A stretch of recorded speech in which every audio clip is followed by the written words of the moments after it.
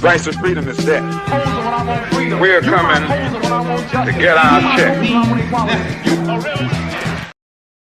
Welcome, my brothers and my sisters. We got much to discuss today because you got a bunch of tethers, you got a bunch of Pan-Africanists, and they're furious. They're furious because the whole scam, the scheme, the plot, all of that Ghana was planning to do to take over the whole reparations conversation is ruined. It's over with, okay? It's dead on arrival. It didn't make it, okay? And the reason why it didn't make it is because us as foundational Black Americans, we saw ahead of that. We are like, oh, absolutely not. No way possible. We didn't allow that to go. We didn't allow it, okay? So much so, there were protests set up, okay? Shout out to BX, because she was the one who took the initiative to make sure that foundational Black Americans were there on the front lines represented with the protests and all that stuff. So shout out to her. But our voice was heard loudly, very loudly. So much so that you don't have any of the media, not the left or the right, pretty much talking about Ghana or praising Ghana so much because of what we've done. Let me just give a little reminder, just in case you guys haven't saw our last live stream about it. I actually had our sister Brooke and brother Divine on there to actually talk about it. So if you guys haven't seen that, you want to, because it's really good. Let me share the screen with you all. I'm going to give you guys a reminder of how foundational Black Americans were standing on lineage business, standing on that lineage business while we was out there, or they was out there. We was all out there as a family, even in sport. And it shows every day. We can tell when Yvette Clarke sits up there and fights for everybody but us. We can tell that you ain't our kinfolk. When you sit there and you see our people struggling and suffering, but you're sitting there giving $10 billion to people who have never paid 1 penny into this tax system.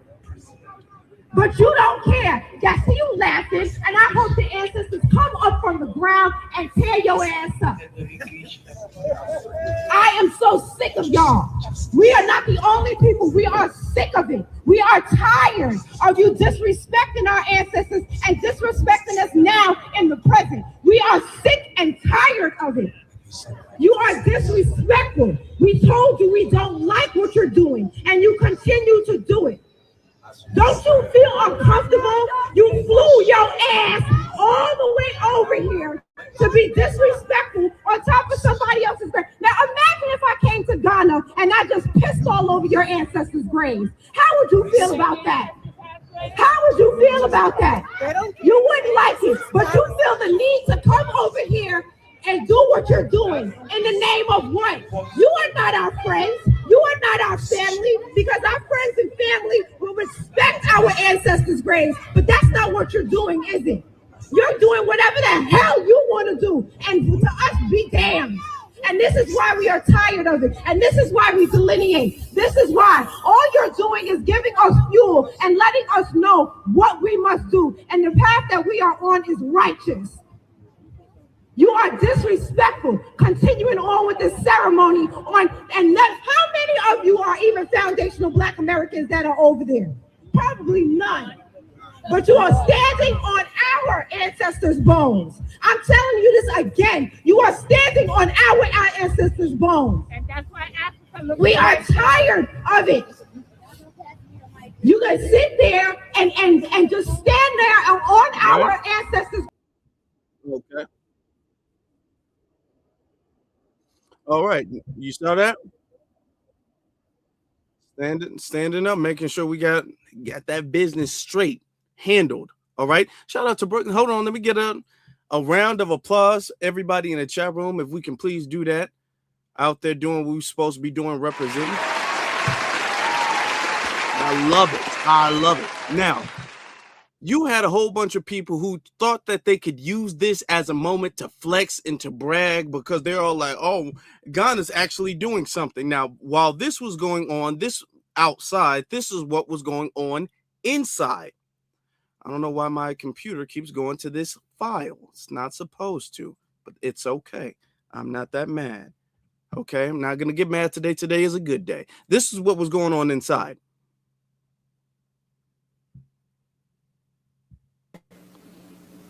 Here's the thing. The greatness that is within us will always outweigh the injustices that have been visited against us.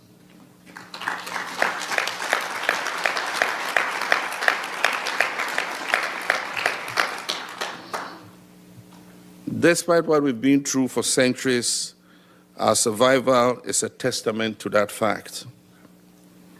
In closing, I would like to offer this quote by Nelson Mandela. Now he's saying our survival, even though they stayed on the continent, reaping the benefits of the trade that they made. They sold Africans. They sold Africans into slavery, and they reaped the benefits. These are not the victims of the situation. They're not. All right, let's be very abundantly clear with that. They're absolutely not that. And for some reason, you have people trying to take this as a moment to flex as if Ghana's actually stepping up and doing something. All right. It's like they stepping up and doing something. Okay.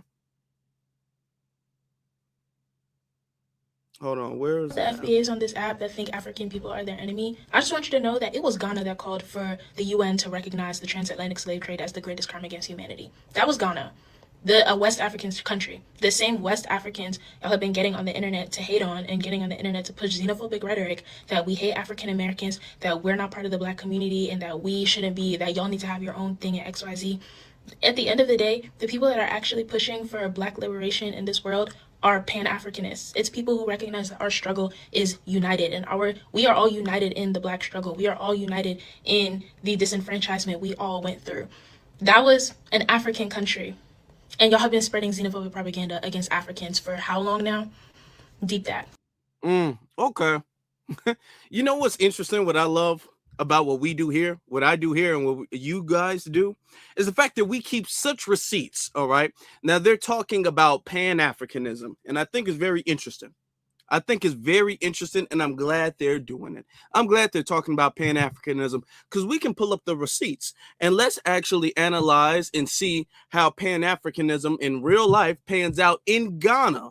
Because all of this Pan-African talk and we can only get together if we work together and we can only survive. We're all of people of African descent, and you will have to understand that we all need to work together and we all have the same struggle and we all come from the motherland. Okay. All of this Pan-African talk only happens when it's in America. Let me show you guys Ghana. Let me show you guys, if y'all don't remember, we played this before. Ghana, they were having mass protests because they didn't want other Africans in their country. Talking about some, well, you know, this is the Pan-African way or whatever the case, whatever they're saying. These are mass protests. These are massive amounts of Ghanaians outside demanding the deportation of Nigerians.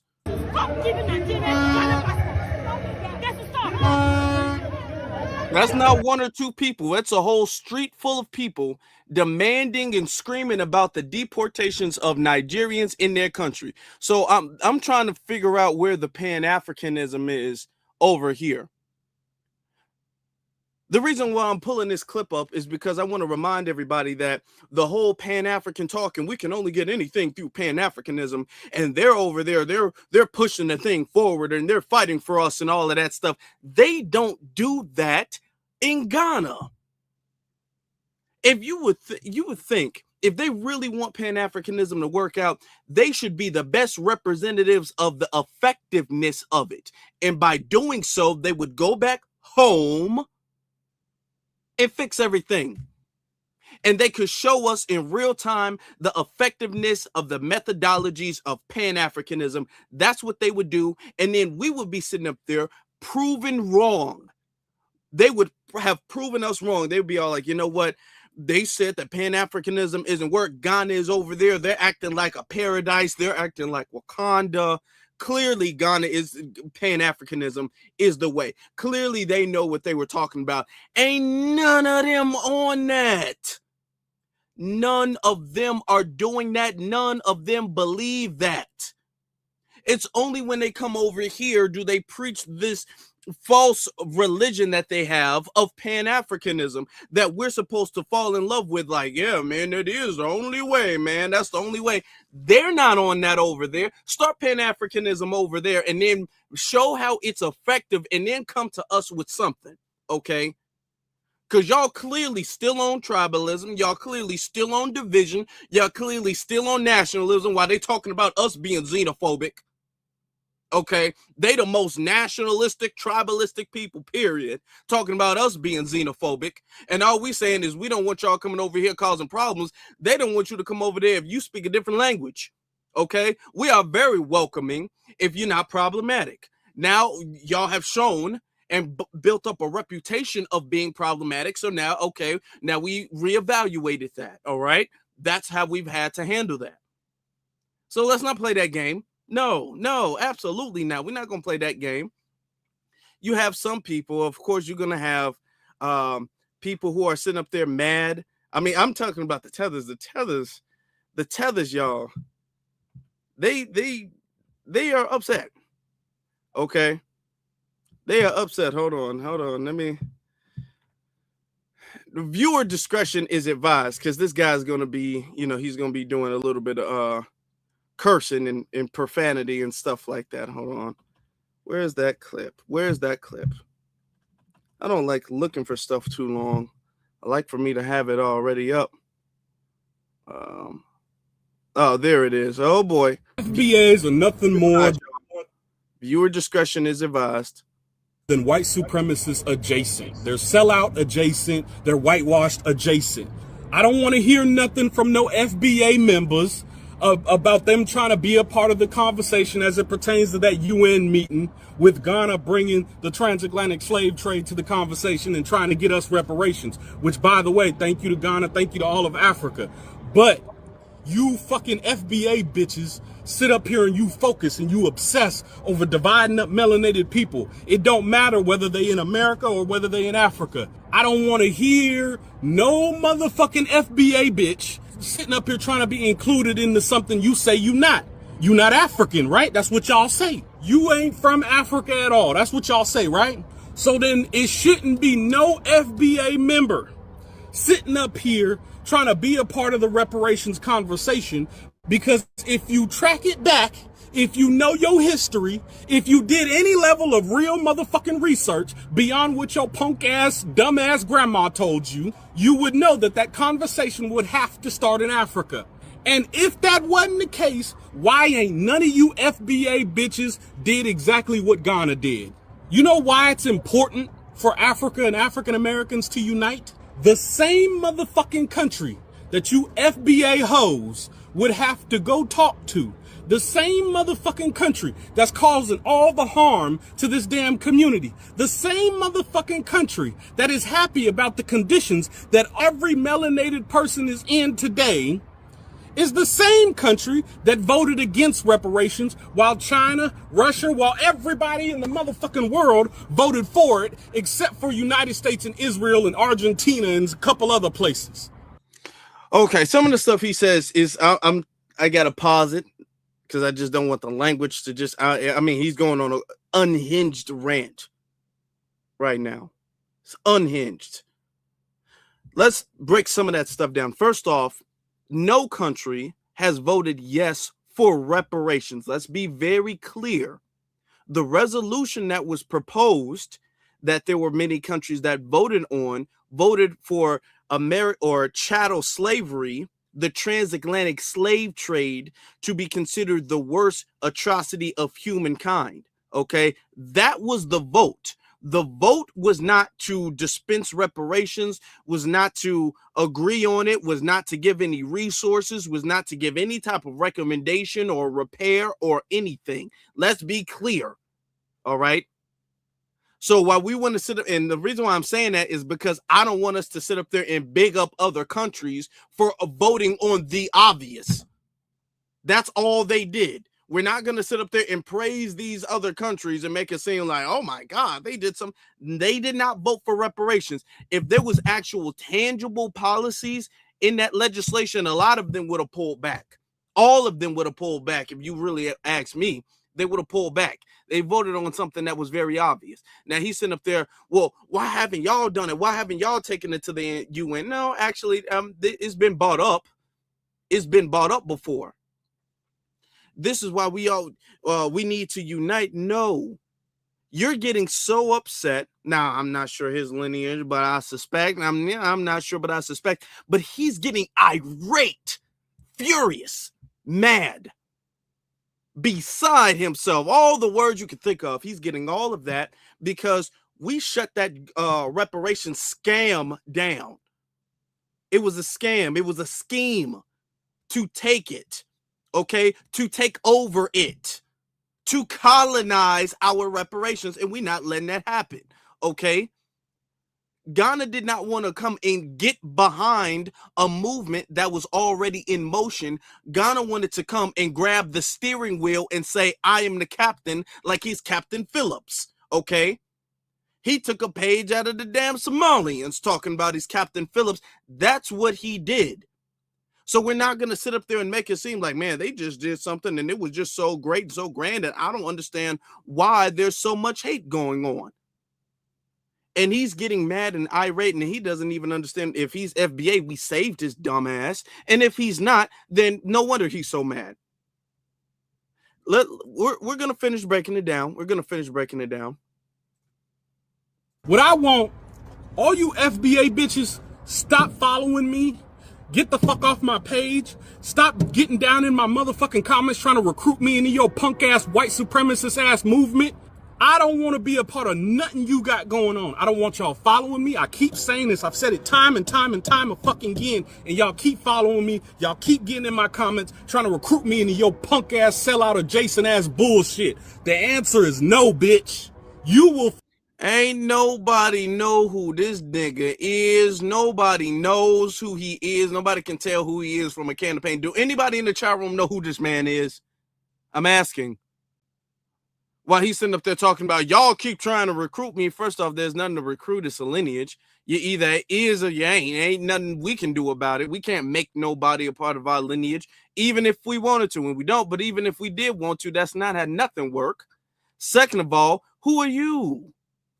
More importantly, who are you? Nobody trying. Man, FBAs keep getting in my comments and all that stuff, and they keep trying to tell me to join them, and they keep begging me to be a part of what they got going on, and I keep telling them no and all this stuff. And there's a lot of ladies in my chat room begging them to get with me, and I was like, no, ladies, I'm not trying to get with. Nobody is trying to get with this man. Nobody's trying to befriend this dude. None of that is happening. Okay, come on now. Nobody knows who this dude is. This dude is irrelevant. This dude's not even making accurate or true points. He's going all over the place. And to be totally honest, he said, first off, we don't even know if you are FBA. To be very honest with you. Forever run on a treadmill. You will forever run in place because your punk ass can't focus on that European reject. Your punk ass can't focus on any real progress. The only thing your punk ass does is sit up here and divide melanated people. But guess what, dumb motherfucker? Since you motherfucker, I know you motherfuckers remedial in the brain. You can't understand common motherfucking plain English. Guess who your movement helps above everybody else? That European reject. That European reject benefits off of the division between Africans and African Americans. That European reject benefits off of the division between black people and Latinos. The European reject. Okay. Now you see the Latino thing. He benefits from black people and the Latinos. Now here's the thing about the Latinos. Do y'all understand? I know y'all do. Y'all very smart. Y'all know the only time anybody talks about the quote unquote division between black people and the Latinos, the only time that's ever mentioned is towards foundational Black Americans. It's never mentioned to the Latinos how the Latinos need to put their anti-black racism aside. That's never mentioned. That's never a concern. Okay. That's not brought up. It's only brought up when It's black people. We need to put our differences aside for the sake of the Latinos. All right. Just notice that. Okay. And what does Latinos have to do with Ghana or reparations?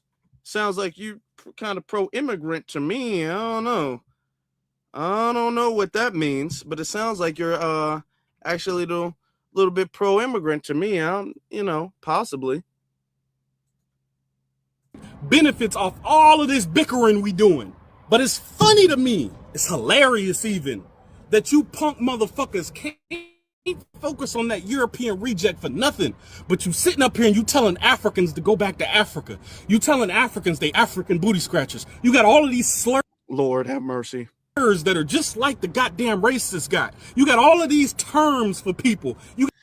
All of these terms, all of these slurs, all of these this, all of these that. Okay.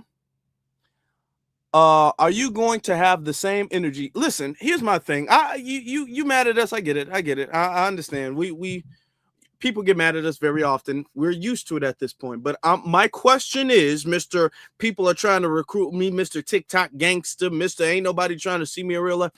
My question is, are you going to have that same energy when you talk to the Nigerians about the word Akata? Are you going to have that energy? Do you ever see them having that energy about the slurs? Now, tether is not a slur, okay? And why I say that, let me break this down real fast, because some people say, well, tether is an anti-African or anti-immigrant slur. It's not, okay? Slurs are indiscriminate words or terms that are used derogatory, that is offensive and negative towards a group of people solely based off of the fact that that person identifies or belong with that group.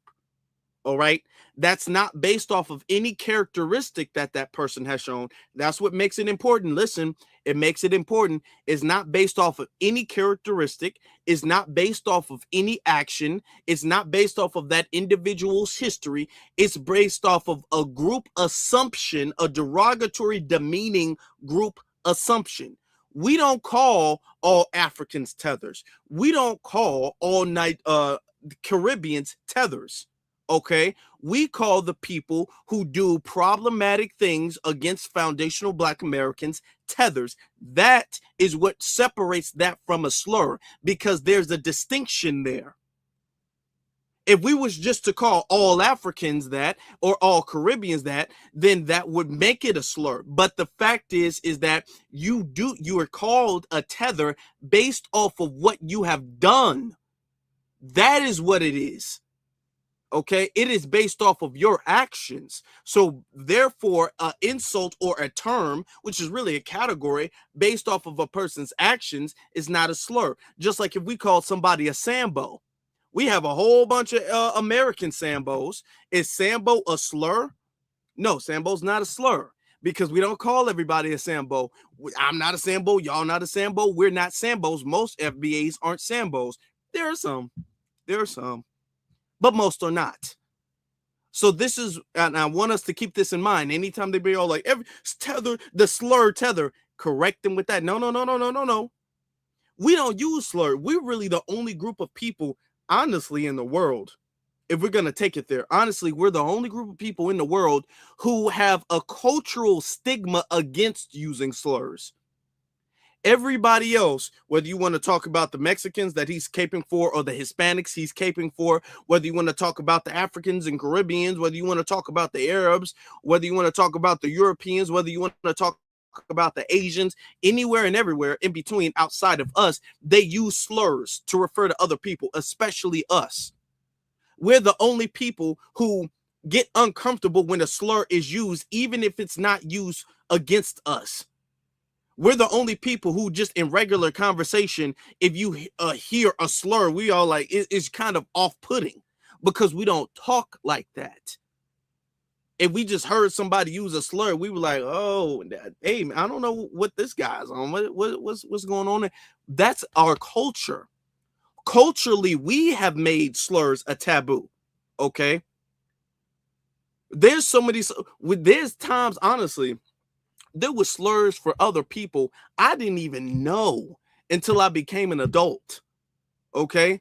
Because I didn't hear anybody say that.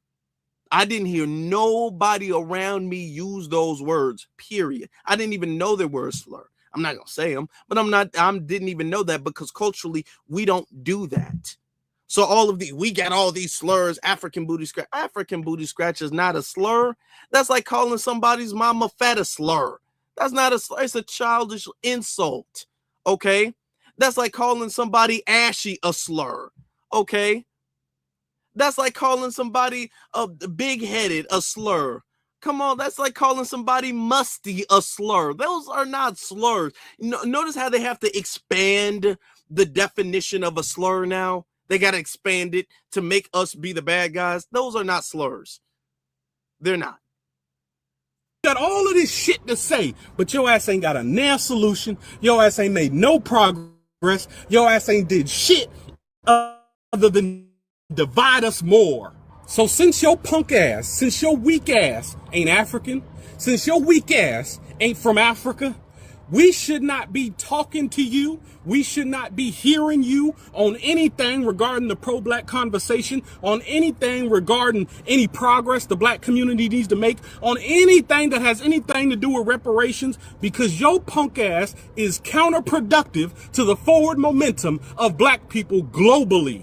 FBAs are nothing more than white supremacy. All right. And here's another thing. Let's be abundantly clear. The whole, y'all don't say nothing about the Europeans. Y'all don't say all that. Let me tell you that argument, because we're going to break a lot of stuff down. This is more than just a roasting thing tonight, okay? This is more than just that. If y'all could do me a favor, hit that like button, okay? The whole, y'all don't say nothing about white folk. Y'all just say all this about Africans. No, okay? We be getting on them. They don't like us, okay? You be seeing them in the chat room trolling us, getting mad at us all of the time. They can't stand us. Let's be abundantly clear. The whole, y'all don't say nothing about no white folk or nothing like that. That's a damn lie. That's a damn lie. We be putting belt to ass all over the place when it comes to them. Nobody plays with them. Nobody. They scared to even come our way because they understand the type of time we on. They smart enough not to do that. They sending a henchmen to do their dirty work, and y'all getting whooped, and now y'all coming back and making it seem like we targeting y'all. No, they already know what type of time we on. They've been known what type of time we're on. And when I say we, I mean I'm talking about the lineage, but I'm really talking about the movement within the lineage, because there's a difference. It's a difference. The whole, y'all don't say nothing about white folk. No, that's a deflection, because what you want us to do is look at the bigger problem, and I'm not saying they're not, because they are a bigger problem, and ignore all of the other factors, all of the other problems, everybody else who is problematic. And we can't do that. No wonder we've been on this hamster wheel going nowhere. And we've been scratching our heads like, why haven't we gone anywhere? That's because we have people poking holes in the ship. If you got people poking holes in the ship, if you the captain, what do you do with those people? Y'all don't have to say it. You can if you want to. I'm going to tell you what I would do. The sharks going to eat well tonight. I'm just saying. If they following the ship, if I find somebody poking holes in the ship, the sharks are eating good. That's all I'm gonna say. Now, we take that what you mean, whatever that implies. I'm not saying because we don't promote violence, but I'm just saying, if there was a shark or two, they eating pretty good. That's all I'm saying, and this is what I'm saying. Now, of course, we're not condoning violence, but this is what I'm saying here. All right. If we've now realized, hey, there's been people who they're saying, all these melanated people, we've been looking at all these melanated people. We got a whole bunch of them poking holes in the ship. And then pattern recognition tells us, well, it seems like most of these saboteurs, people who are collaborators, people who are poking holes in the ship, people who are traitors are coming from there. Okay. So we're going to have to reevaluate our relationship with those groups of people over there then. And since we've been doing that, the ship has been moving with a lot less issues because we've figured out all of the problems. the whole y'all don't say nothing against white folk. No. What you want us to do is you want us to ignore you. And we're not doing that. We're not going to sit up there and skip over you. Every time they say that, it's not because we don't give them their smoke, because we do. We be giving them their smoke. All right. Why they say that is because they can't defend tether behavior. It's too open. We have too many receipts. So they want us to just look over them. And we can't do that. That doesn't make any sense. And we're not going to succeed with that. All right. We're not. Now, I'm talking about crashing out. Absolutely crashing out. Waiting for this other clip. You got some, Lord have mercy, y'all. You have some of these folk who are, hold on, I got to get this clip ready. You have some of these folk, y'all explain this to me, because I don't even know what she's even doing here. I don't even know what she's trying to do here. Since Muhammad tried to get Americans reparations, I have learned of a new term called the FBAs or FABs. The full meaning is afraid to be Africans. And the African American people who genuinely think that Africans are out to get them or are scammers. And I have one question. Who gives a fuck about you? You guys gotta explain this shit before we take back the UN meeting, because what? First off, first off, if you were that hungry, eat your food, then make the video. Maybe it's just me. Maybe I'm just like a little old school. I don't like that. I don't. You have never seen me eating and making a video at the same time. I've been making videos for years now. You've never seen me eating and filming at the same time. Okay. I'm not nearly that much in a rush to film anything ever. I'm never in that much of a rush. Okay. Now, there's some people who, even if they're doing like food reviews, I mean, I get it. You got to give the review while you're eating the food. You don't want to eat the meal, then be all like, okay, well, now that I'm finished, let me give you my review. There's some people who eat and they give commentary and all of that stuff. Okay. Normally, when you see somebody eating, if they're doing a food review or all that stuff, normally they chew their food and there's only a small little amount. They take like a small little bite so they can still kind of talk. And even when they talk, they kind of cover their mouth a little bit and they kind of, so you don't see the food mushing in their mouth. That's unsightly. That is very unsightly. For you to sit up there, be in the camera, and I'm seeing food mushing in your mouth. That is not, take that somewhere else. You really just discredited everything you're saying, even if we could have heard you. That's nasty. That's nasty. Okay, that is absolutely nasty. Please don't ever do nothing like that again. You made your people look bad. Okay, yo, I mean, they tripping. They really tripping with that. Let me show you guys. Now, we do got to break this down, because now you're gonna have a whole bunch of Pan-African sympathizers who's too blind and naive to see the issue that Ghana is taking over the reparations conversation. They're not pushing it. They're not peddling what we've been talking about. Okay, we don't need them to, but it would be different if they were. If they were sitting up there talking about, we need to advocate for them. Notice, for instance, the small hat people. When people advocate for the small hat people, or let's say the Native American tribes, when people advocate for them, they don't advocate for them and say, well, what happened to the Native American tribe should be, the reparations should be inclusive of everybody. They don't.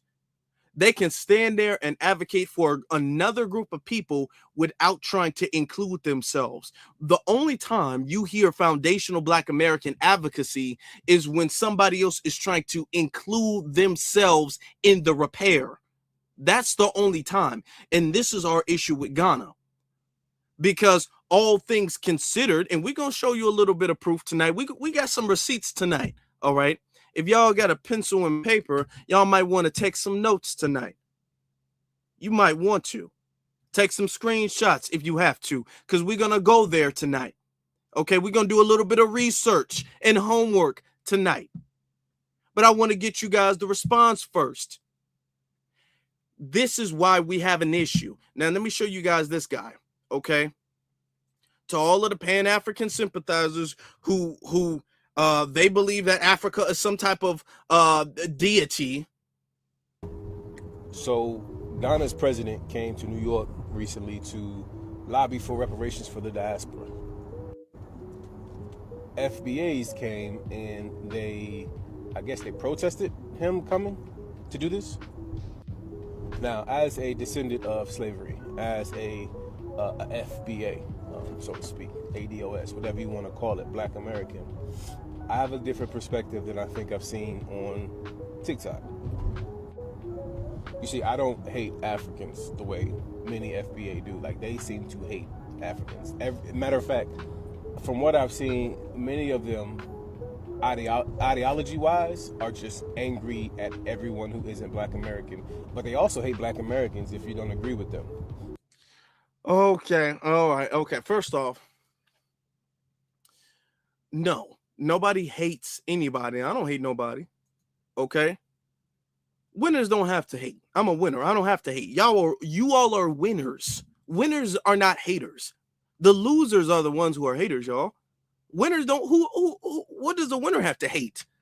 We win. We are winners, okay? Winners are not haters. Why would we, why, how am I hating if I got first place? I got this big medal in my hand. What am I to hate on? I got these rings on my finger. Who am I hating on? Who am I hating on walking home with this golden trophy? Who am I hating on? Who we hating on?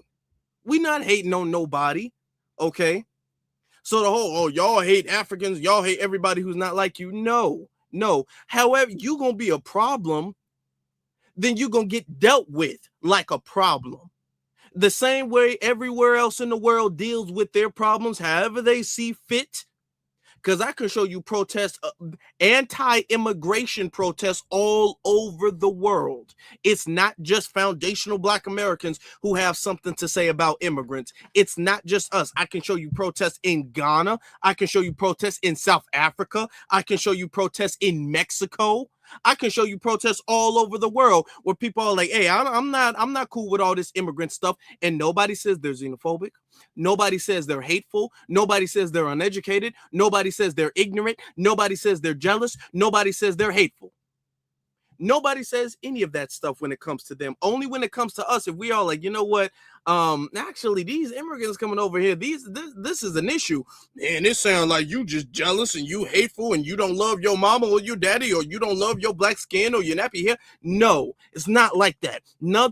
All of this hating is gaslighting, because you're trying to avoid the real issue. And the real issue is their behavior. They didn't come over here to do something all for the benefit of the diaspora, okay? They came over here to fit their own pockets, to pat their own pockets. That's what they came here for. And we see that from a mile away. We saw that before they even made it to America. Once it was announced, first off, we saw that last year when the African Union did that thing where they tried to make America the 6 point, or I guess region, or whatever they called it, of the African Union, so they can be the representatives of what has happened in America, okay? Because they've been trying to get reparations and restoration from Europe for a long time, and that's not worked out. They ain't got that FBA soul we have. So they're all like, hey, well, you know, if we can't get it over here, you know, we can go over there and get it. But the thing is that we can't go over there and just like get it, because that's not our plight. Okay. So now we have to universalize the plight. All right. Let's break this down. By universalizing the plight and by making it seem like this is a thing of all African descendant people, and all of us have equal grievance against the American government, or even when it comes to the transatlantic slave trade, it waters down and diminishes the severity of what our ancestors had to go through and survive. Let me repeat that. It waters it down. It diminishes it. Why? It diminishes it because you're trying to give out the blame to everybody. Or you're trying to give out the grievance to everybody. You're trying to make everybody an equal victim when only a small segment of people have been victimized. And you're doing that so you can share the repair. And what that does is that waters down and washes away our ancestors' survival and their plight. And we are not going to let you do it at all. So us saying that is now us being, oh man, y'all just hate everybody who's not like you. It has nothing to do with that. It's nothing at all like that. Nothing to do with that.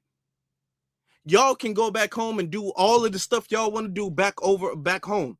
We're not out here trying to sabotage anything anybody else has going on. Y'all are coming over here. And another thing is, it not only does it sabotage, it's also very disrespectful. Number two, it sets us back. It's not only that you guys are going to do something that's not going to work out, but it sets us back because we've been making it a point to change the language, to update the language, and to make it lineage based, make it very specific to the people who were aggrieved to that specific case. By you trying to come over there and then universalize it with this vague, ambiguous language, which is what Dr. Claude Anderson has been trying to warn us about.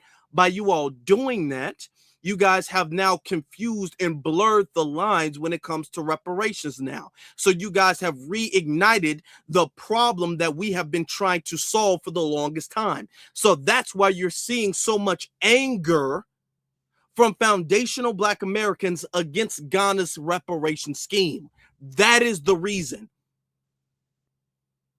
For all of the people who didn't know, this ain't got nothing to do with hate. But as a matter of fact, what they're doing is actually hateful. Let me tell you why it's hateful. Because they, and we're going to get into this, they were very much so a part of the slave trade. As a matter of fact, they were the tribes that became Ghana that still exist. And we're going to get to that. We're going to get to that. We're going to do some homework. But those tribes, they still exist. They were some of the main, arguably, and there's a lot of historians who might argue, they were the main people involved in participation and had a collaboration with the Europeans in the slave trade. Okay? And they reaped all of the benefits from that. Okay? With no remorse. None. They never showed any bit of remorse at all. They're coming over here making it seem like they're the victims of a situation they enabled. Of not even a situation they enabled. Not even that. Worse than that. A situation they participated in. They participated in the slave trade. And now they're going to go over there. They didn't apologize to us. They have not admitted the wrongdoing. Now they want the rest of the world to admit the wrongdoing of slavery, but they have not admitted the wrongdoing of their part of it. So no, let's be clear. If anybody's being hateful, if anybody still has hate, because if they didn't have hate, they would apologize by now. So clearly they still they don't see what they have done is wrong, which means they still have hate. So if anybody's hateful, it's them to us. Not only did they sell and not apologize, then now they're coming over here trying to sabotage the repair. That is my definition of hate. You want to talk about somebody being hateful? Which is why I can't get down with the FBA in totality. I get down with FBA in terms of lineage, in terms of accomplishments, in terms of what's owed, such as reparations. But as far as ideology, they're a little bit too aggressive and angry for me, a little too emotional. Let me clear this up. FBA is not a group, is not ideology, it's not an organization, it's not even a movement, okay? FBA is the lineage. So the whole I can't get behind FBA, that's like nobody would say I can't get behind Black America. I can't get behind freedmen. I can't get behind African American. Nobody was saying that. They keep trying to treat this because it's a newer ethnonym. They keep trying to treat this as if this is some type of segment of the whole entire ethnicity. Okay. Instead of the name for the ethnicity, they keep trying to make it seem like this is a group within the ethnicity.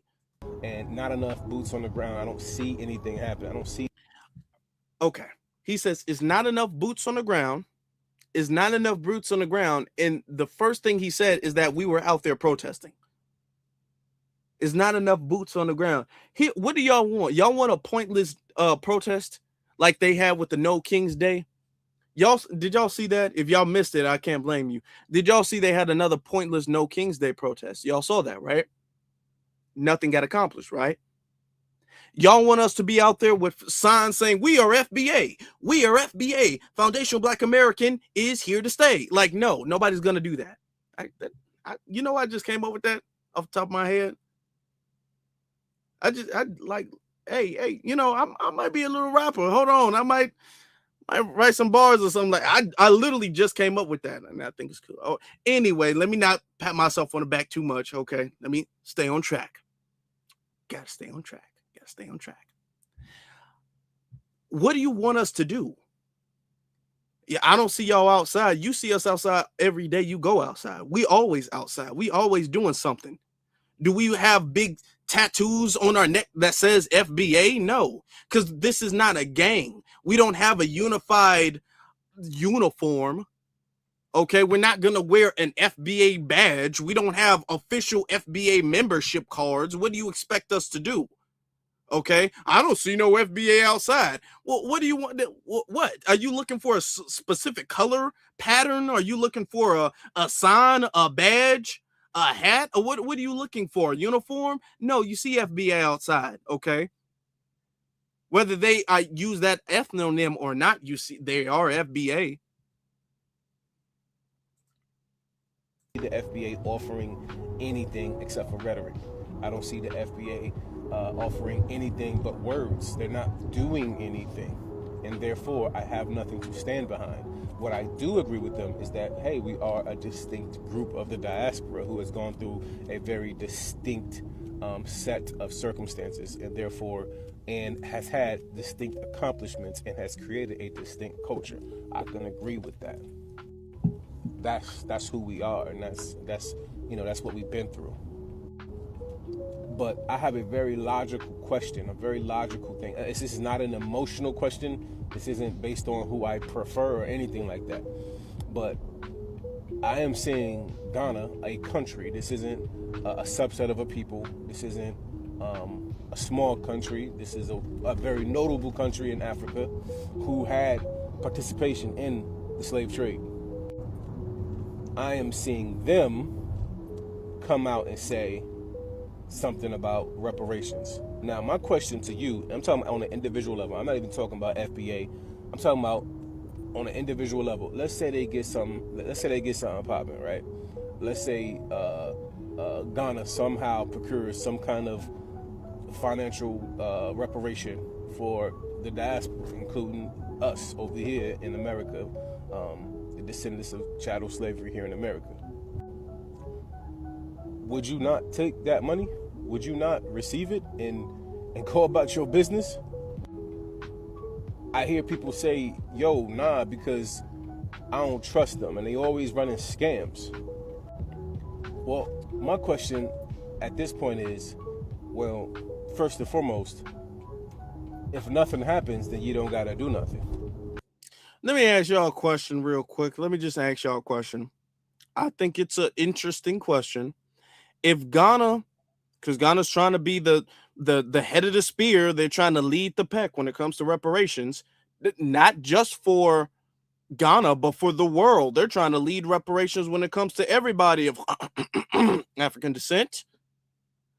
Do you guys trust Ghana to do the right thing and fairly, responsibly disperse the reparations finances and the reparations resources that are going to be given, I guess, to them. But do you guys trust Ghana's agenda? Are we overreacting? Do you guys think that? Now, I don't think we're overreacting. I think we have the perfect reaction, okay? I don't think we underreacting. I don't think we overreacting. I think our reaction is spot on, okay? I'm seeing a whole bunch of no's. No's, absolutely not. No, no, no, no, no. Nobody trusts them, okay? I've been seeing some videos with some Caribbeans calling Ghana out, because I've seen some videos with some Caribbeans all like, hold on, how's Ghana? Because you know the Ghana was selling to the Europeans, and then a lot of them actually went to the Caribbean. So they mad at Ghana too. They got an axe to grind with Ghana too. So I'm seeing some Caribbeans even like, hey, hold on, what is this about?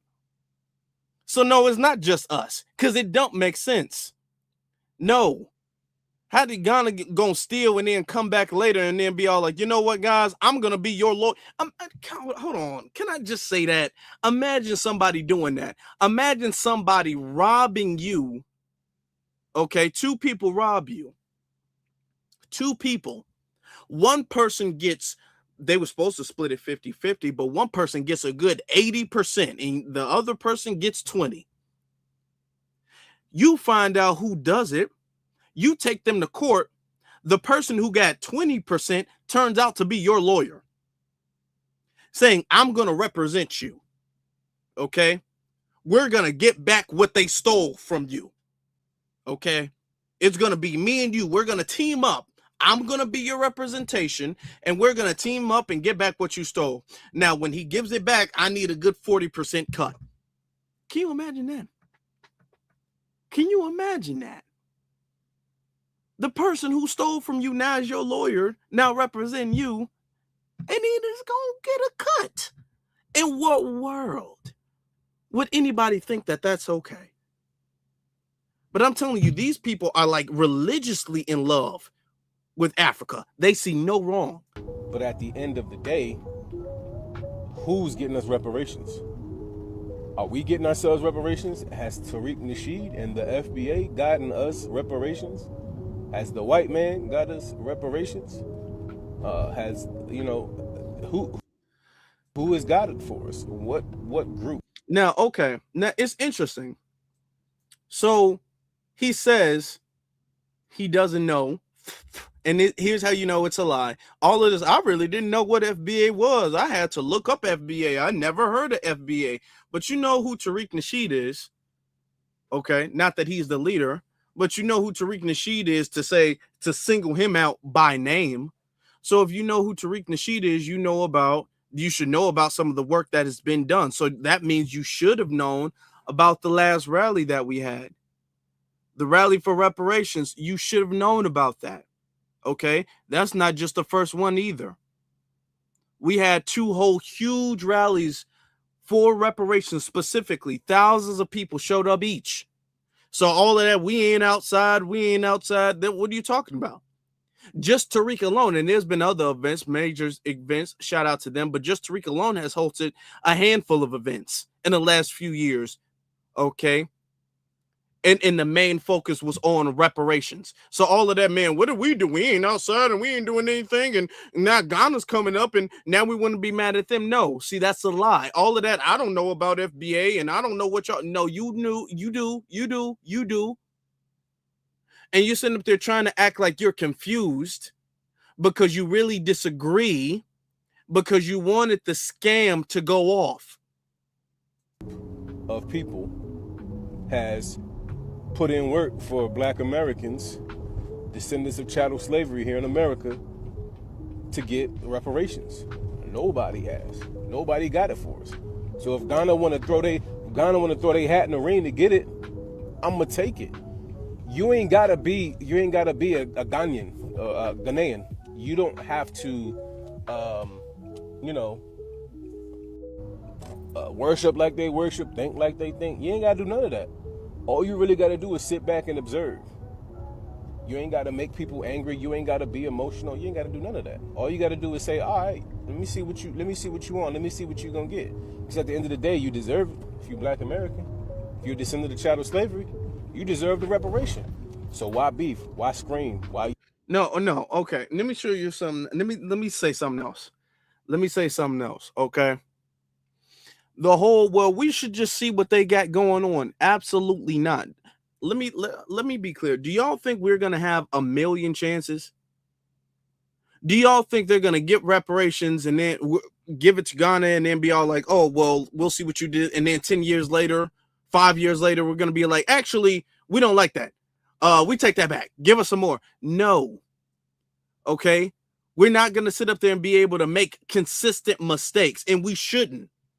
This is very serious. People have spent their entire lives working for this. We're not going to sit up there and be all like, okay, we'll just try it. And if it doesn't work, then we'll just try it again. And if it doesn't work that way, we'll just try it again. No, this is not an experiment where you got an infinite amount of resources and times to just try it again. If it don't work, try it again. If it don't work, try it again. No.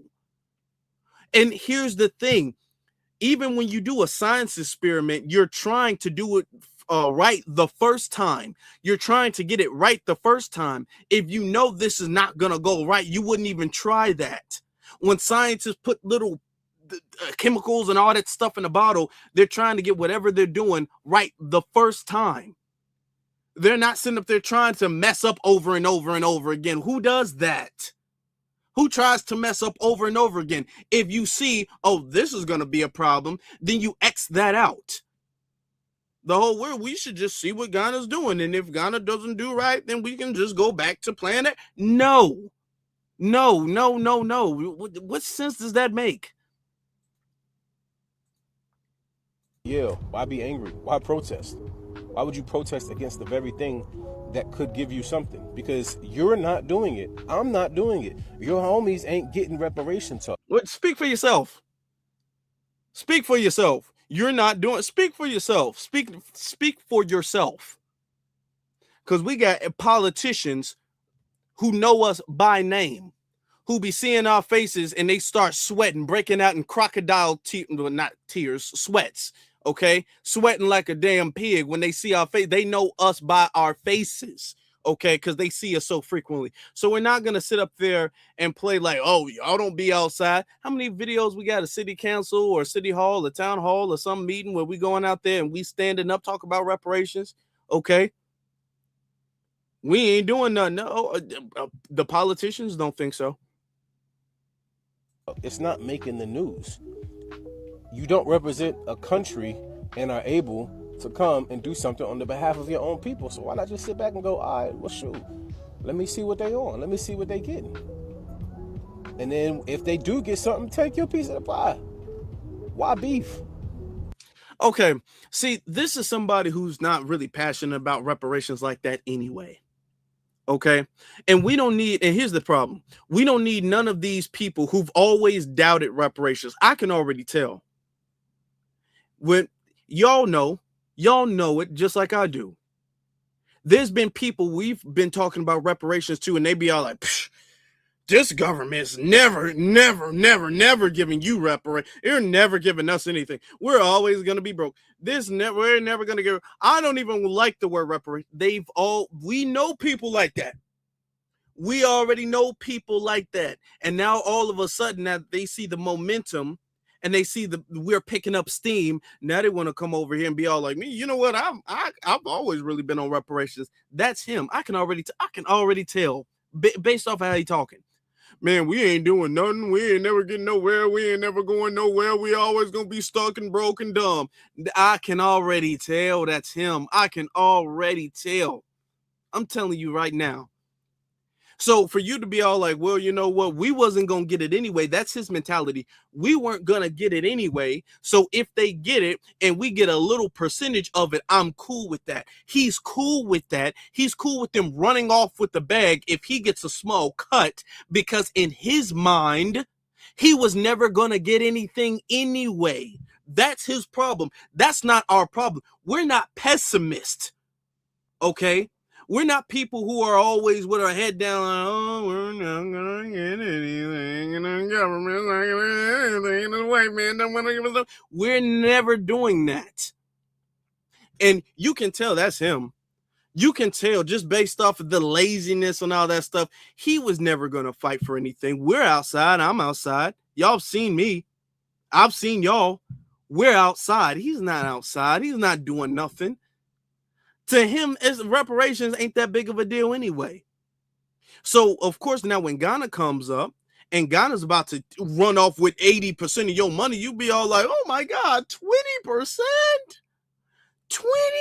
Damn. I like that deal because 20% of what his bloodline is owed is better than nothing. And with his mentality, he was never going to get anything anyway. Here's my thing. We was never getting reparation anyway, folk. Y'all need to keep that energy. Keep it. Okay? I don't want you to just keep that energy. I want you to write it down. Sign it. Have it in writing. That not only were we never going to get reparations, if we were going to get reparations, you would want it anyway. Because you guys have been talking against reparations. We remember there was a bunch of people talking against reparations. There was a bunch of people demoralizing reparations and trying to kill the momentum and trying to kill the morale for reparations and killing the motivation for it. Okay, saying that it was unlogical, never gonna happen. The white man's not gonna pay you anything. We would have got reparations by now if he was. I remember that. Okay. All y'all pessimists and naysayers, stay out the room, not in the back of the room. Stay out the room, stay out the building. We don't even want y'all in the bed. Get off the yard. Why are you on my grass? Get off the yard. I don't want y'all nowhere near what we got going on. Because now y'all want to come in and y'all want to sit up there and be all buddy with the collaborators. Okay, y'all don't want to get on our page. Y'all not realizing that y'all was wrong in getting on our page. Now y'all jumping in with some collaborators who are scamming us. So y'all are just as much of a problem as them. Let me get to these super chats. Let me get to it. Dakota Jenkins, he says, why is it always come to, that's just some nonsense your grandma told you. Why are we we are more than capable of reading and researching our own history. Thank you. And notice that when it comes to Foundation Black Americans in the argument of our nativism and our indigenous history, okay, when it comes to that, it doesn't matter how many receipts we bring up. It doesn't matter how much research we do. I can literally, and I have on this channel multiple times, I can literally show you the skeletons that has been on this land, in these continents for years, centuries, thousands of years before the colonizers showed up. Okay. And those are 100% Black. Okay. Those are not the Mongoloid, Siberian, Alaskan natives that they claim to be natives now. Those natives are Black. Okay, what you consider Black, Negro, those are those people. We can show you skeletons, scientific research, historical research, documents, transcripts. Okay. It doesn't matter what we show you guys, they don't want to believe it. And it's always, your grandma said you was Indian. Y'all grandma said you was Indian. You only saying that because your grandma said you was Indian. Okay. What makes our grandma, first off, even with that, what makes our grandma wrong? What makes our grandma wrong? Because our grandma said it, that makes it not true? What makes her wrong? Because the people that are claiming to be Native American today not only don't look like it, ain't got to prove a damn thing. If we got to, my whole thing is this. Okay, there's a lot of people who might be, who might not be. Okay, all right. My thing is this. Let's clear the slate of everybody who is quote unquote native. Let's clear it. Nobody is native to this country. Let's clear that. Nobody until it's proven. Let's clear the slate and have everybody prove their case. And let's see who actually gets to prove their case or not. Let's do it that way. Okay. I bet you'd be surprised. Because you're just making the assumption that these people that the dominant society has given a tribe to, has assigned to a tribe, are native because they're a part of a tribe. So it's just assumed that they're indigenous here. They don't got to prove nothing. Now we got to bring a whole library worth of receipts, okay, and give a whole PowerPoint on our bloodline and everything like that, only for y'all to say it's some lie our grandma told us. So yeah, I don't like that narrative either, okay?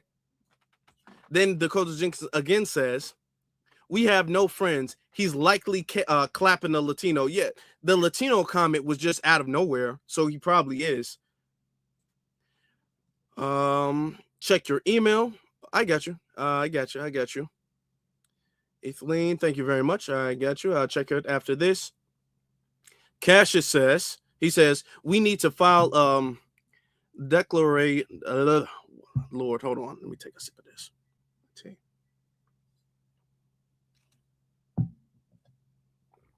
We need to file a declaratory judgment against Tethers for practicing political identity fraud to undermine our political voice and deem a crime. Hey, that's something we can look into. That's something we probably should look into. We should look into that. Okay. That's identity theft or something like that. We need to try to draft some policy to make sure that lineage is specified. I think that's possible. So there's no political misrepresentation. I think political misrepresentation is a big problem, and there should be some type of rules and regulations that prevent that. We should look into that and figure out what we can do. All right. Legit Hustle says, how does anyone still in Africa have that claim? How does it still in Africa have a claim? Thank you. Y'all never left Africa talking about how the transatlantic slave trade negatively affect you. It affected you, but how did it negatively affect you to the point where you think that you can be the leader of the whole claim? You can be the representative of the whole claim. That don't make no sense. Come on now. Bebe says, I disagree. Some FBA pages are cult-like. The host of FBA News and Updates and his followers were hostile to me because I voted out of respect of the civil rights movement. They called me profane names. Well, that's not cool. That's not cool. I'm not even sure how you voted, but all that name calling and stuff. But when we're saying that, let's say they did, okay, we have to understand that the lineage is a lineage, and we're not a monolith. There are a lot of us who are respectful, a lot of us not respectful. However, that page doesn't represent the lineage. That page doesn't represent the lineage, and you know that. You know that. That's why you specifically said that page. There are some pages that are a little over the top, okay, and giving you the benefit of doubt that everything you're saying is 100% accurate. But okay, I mean, that doesn't represent the whole lineage. This is what I'm saying. When they say FBA, they're not saying an FBA channel or an FBA page or a specific individual.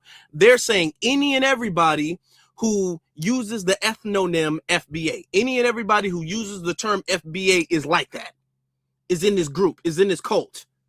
Everybody who says FBA is in this cult, okay? And that's not what I'm saying. There is no talking point. Just like you disagreed with the voting stance in your FBA, they can't strip you from being FBA. They disagree with your voting stance and their FBA. Okay, so there's disagreements. There's no rule brick. Okay, there's no ideological requirements in order for you to be FBA. That's the point I was making. All right, let's get to this clip though, because now it's time for us to get into some research, because they're going to make a case, because we've been bringing up the fact that Ghana was very much so involved in the slave trade. Let me show you guys a brief video, very, very brief, of Elmina Castle. Hold on. This is from CNN. Fair use, fair use, fair use. Along the Gulf of Guinea lies one of Ghana's most famous attractions, Elmina Castle. While the centuries-old structure is as grand as its picturesque surroundings, the castle itself is home to one of the darkest chapters in history. This is the door of no return, where all the captives were made to go through before they get to the ship. Never to return. Never to return. It's a reminder of hundreds of thousands. Let's look at that door one more time, family. Let's look at that door one more time. The door of no return. That's kind of interesting, don't you think? That's pretty damn interesting. So for everybody who's all like, this was forced, they keep trying to push the narrative that Europeans came over and because they had guns and weapons and stuff like that, they sit up there and just grab people and they threw them on the boats and all that stuff. No, there was a whole thing where they would make people walk through a door, never to expect to see them again. The door of no return. They knew, hey, once you get on that ship, you are never coming back. You gone. It's over with for you. We never gonna see you. This is the door of no return. Say goodbye to Ghana or wherever we call this place. It's over with. To return. Never to return. It's a reminder of hundreds of thousands of lives lost and generations of enslavement. When slave trade began, it was reduced this way. Say that one person comes in at a time. One at a time. Yeah, consider that as people were separated or divided, they can easily be controlled. Controlled and counted. That's it. Y'all see that? Okay, he's giving a tour of Elmina Castle. All right. Notice the tour of Elmina Castle. They're given by Ghanaians. They're not given by the Portuguese. They're not given by Europeans. The Ghanaians know the tour. They know exactly what happened from left to right. Let me be abundantly clear. They're not ignorant, because if they didn't know what happened, let's say they didn't have any control over Elmina Castle, they wouldn't have been able to have the information to pass down to give a tour. He's giving a tour because his family or someone he knows knew about it, and they knew, and he got it from somebody else, and they got it from somebody else, and they got it from somebody else. So this is passed down because Ghanaians were involved. He said that they would separate them individually, so it would decrease the likelihood that they would be able to successfully fight back, and it would be easier for them to count. They would have people crawling through these tunnels, and I want you guys to actually look. If you're not looking at your screen, look at your screen for 1 second.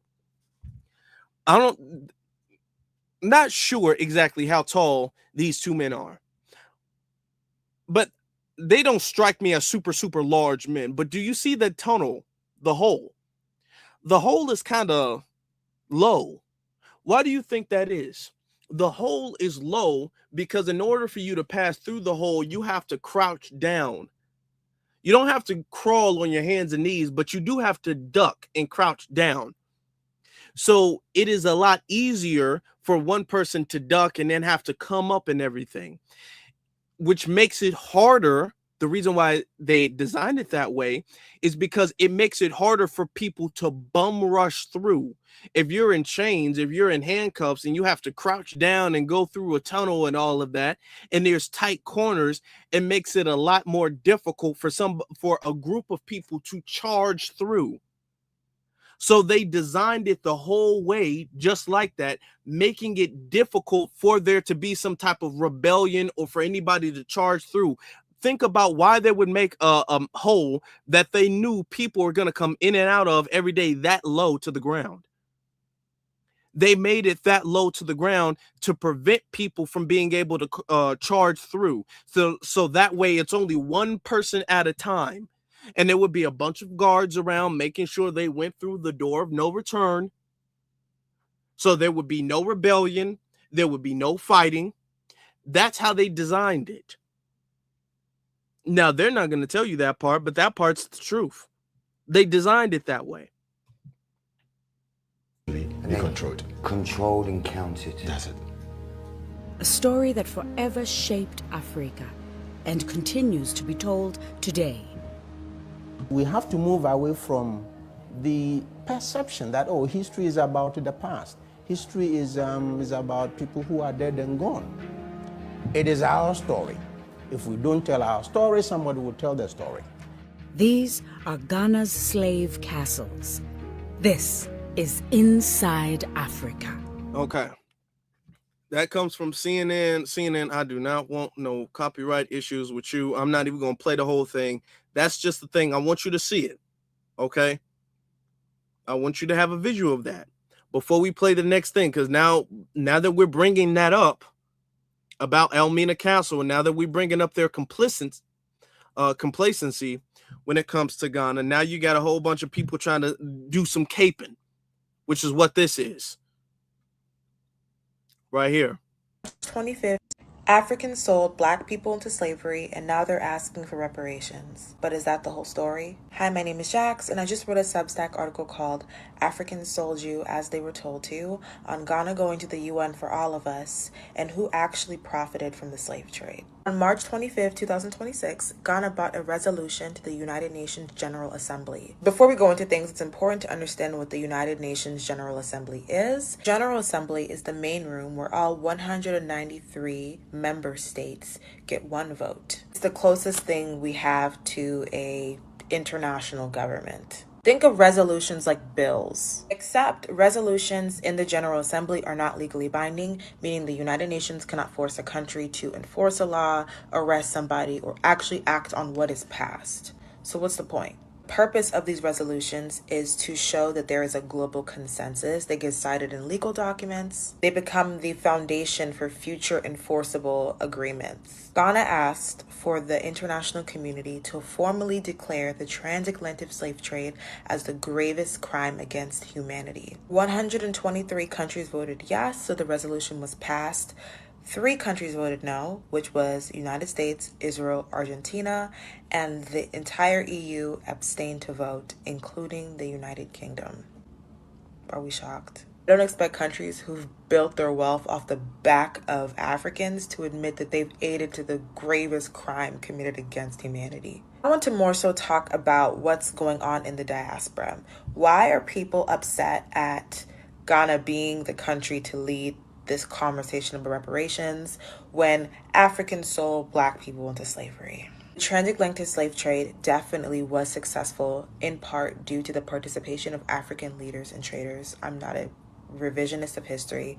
That did happen. What we're missing is the socioeconomic context of why they had to do it. During that time, Ghana, Nigeria, Cameroon, Senegal, these countries didn't exist. African countries were created in the 20th century during the Berlin Conference when European nations met together, split up Africa, gave them names, and basically decided what was theirs and created countries. Before that, kingdoms and ethnic confederacies existed. Ashanti, Dahomey, Congo, etc. The framing of African countries participated in the slave trade is completely off and it distorts what actually happened.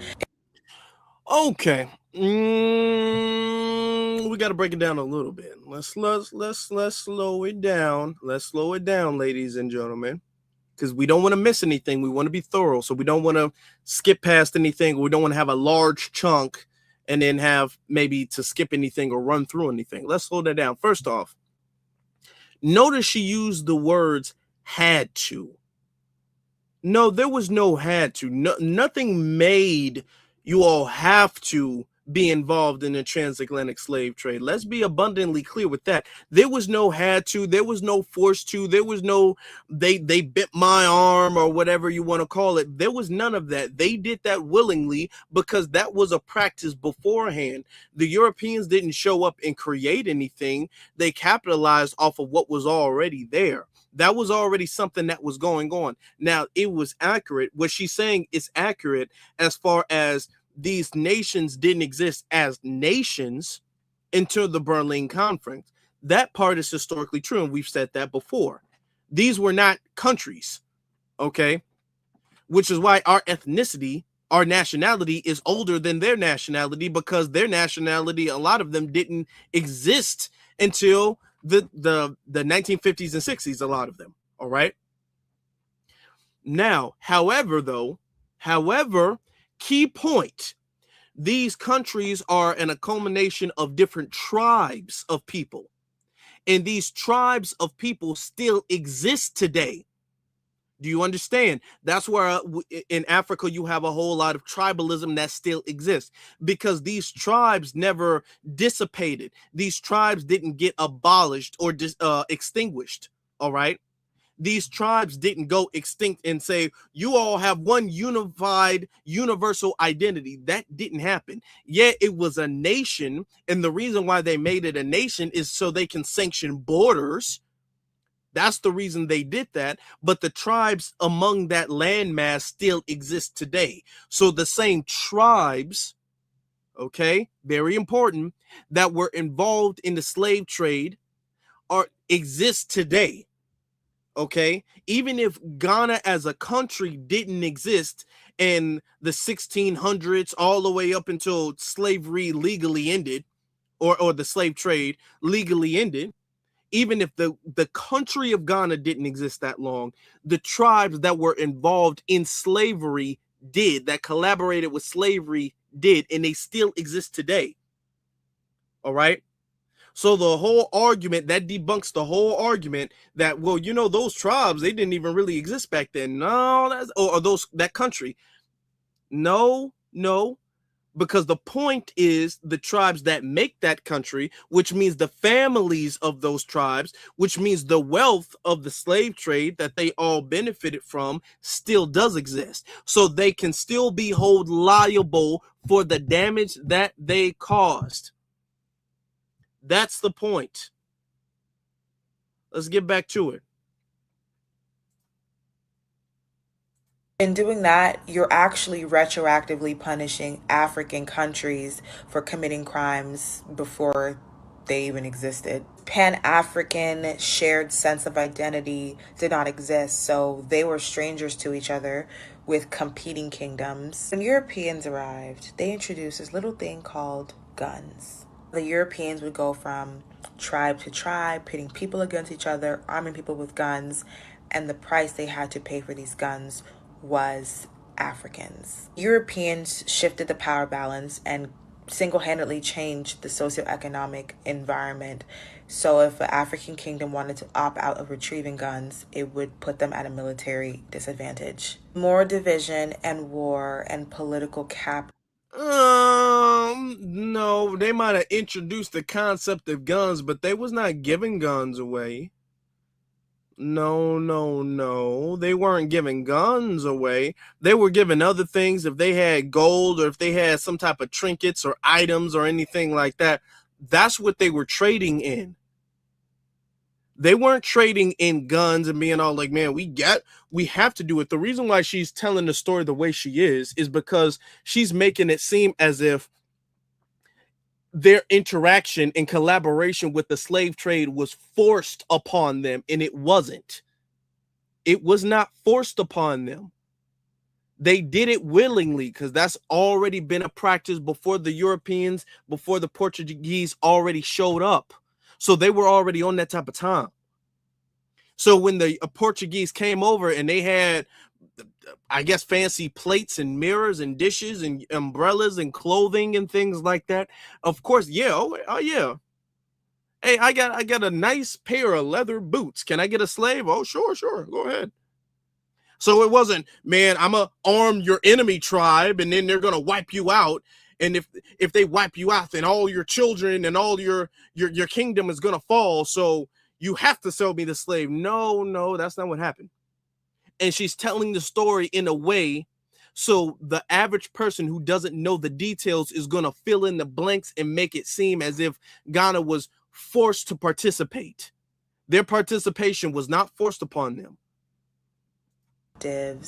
And kingdoms conquered, the more the Europeans benefited by being able to enslave Africans. And keep in mind, not every single African in these kingdoms was a part of enslaving Africans. We're talking the elite, so the average everyday African was not a part of this. But even if you hold Africans single-handedly responsible for the slave trade, opposing Ghana from introducing this conversation on the international stage is self-defeating. Black Americans aren't a country, and in order to be represented in the United Nations, you would need to be a country.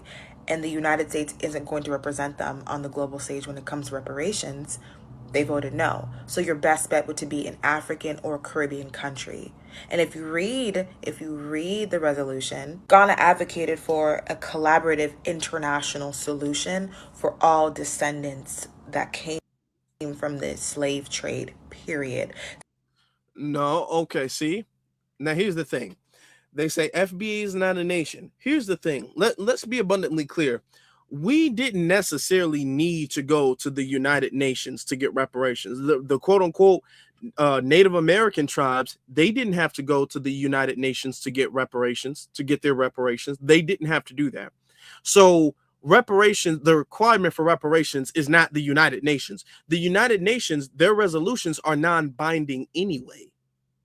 That means they can't enforce the United States to do it anyway.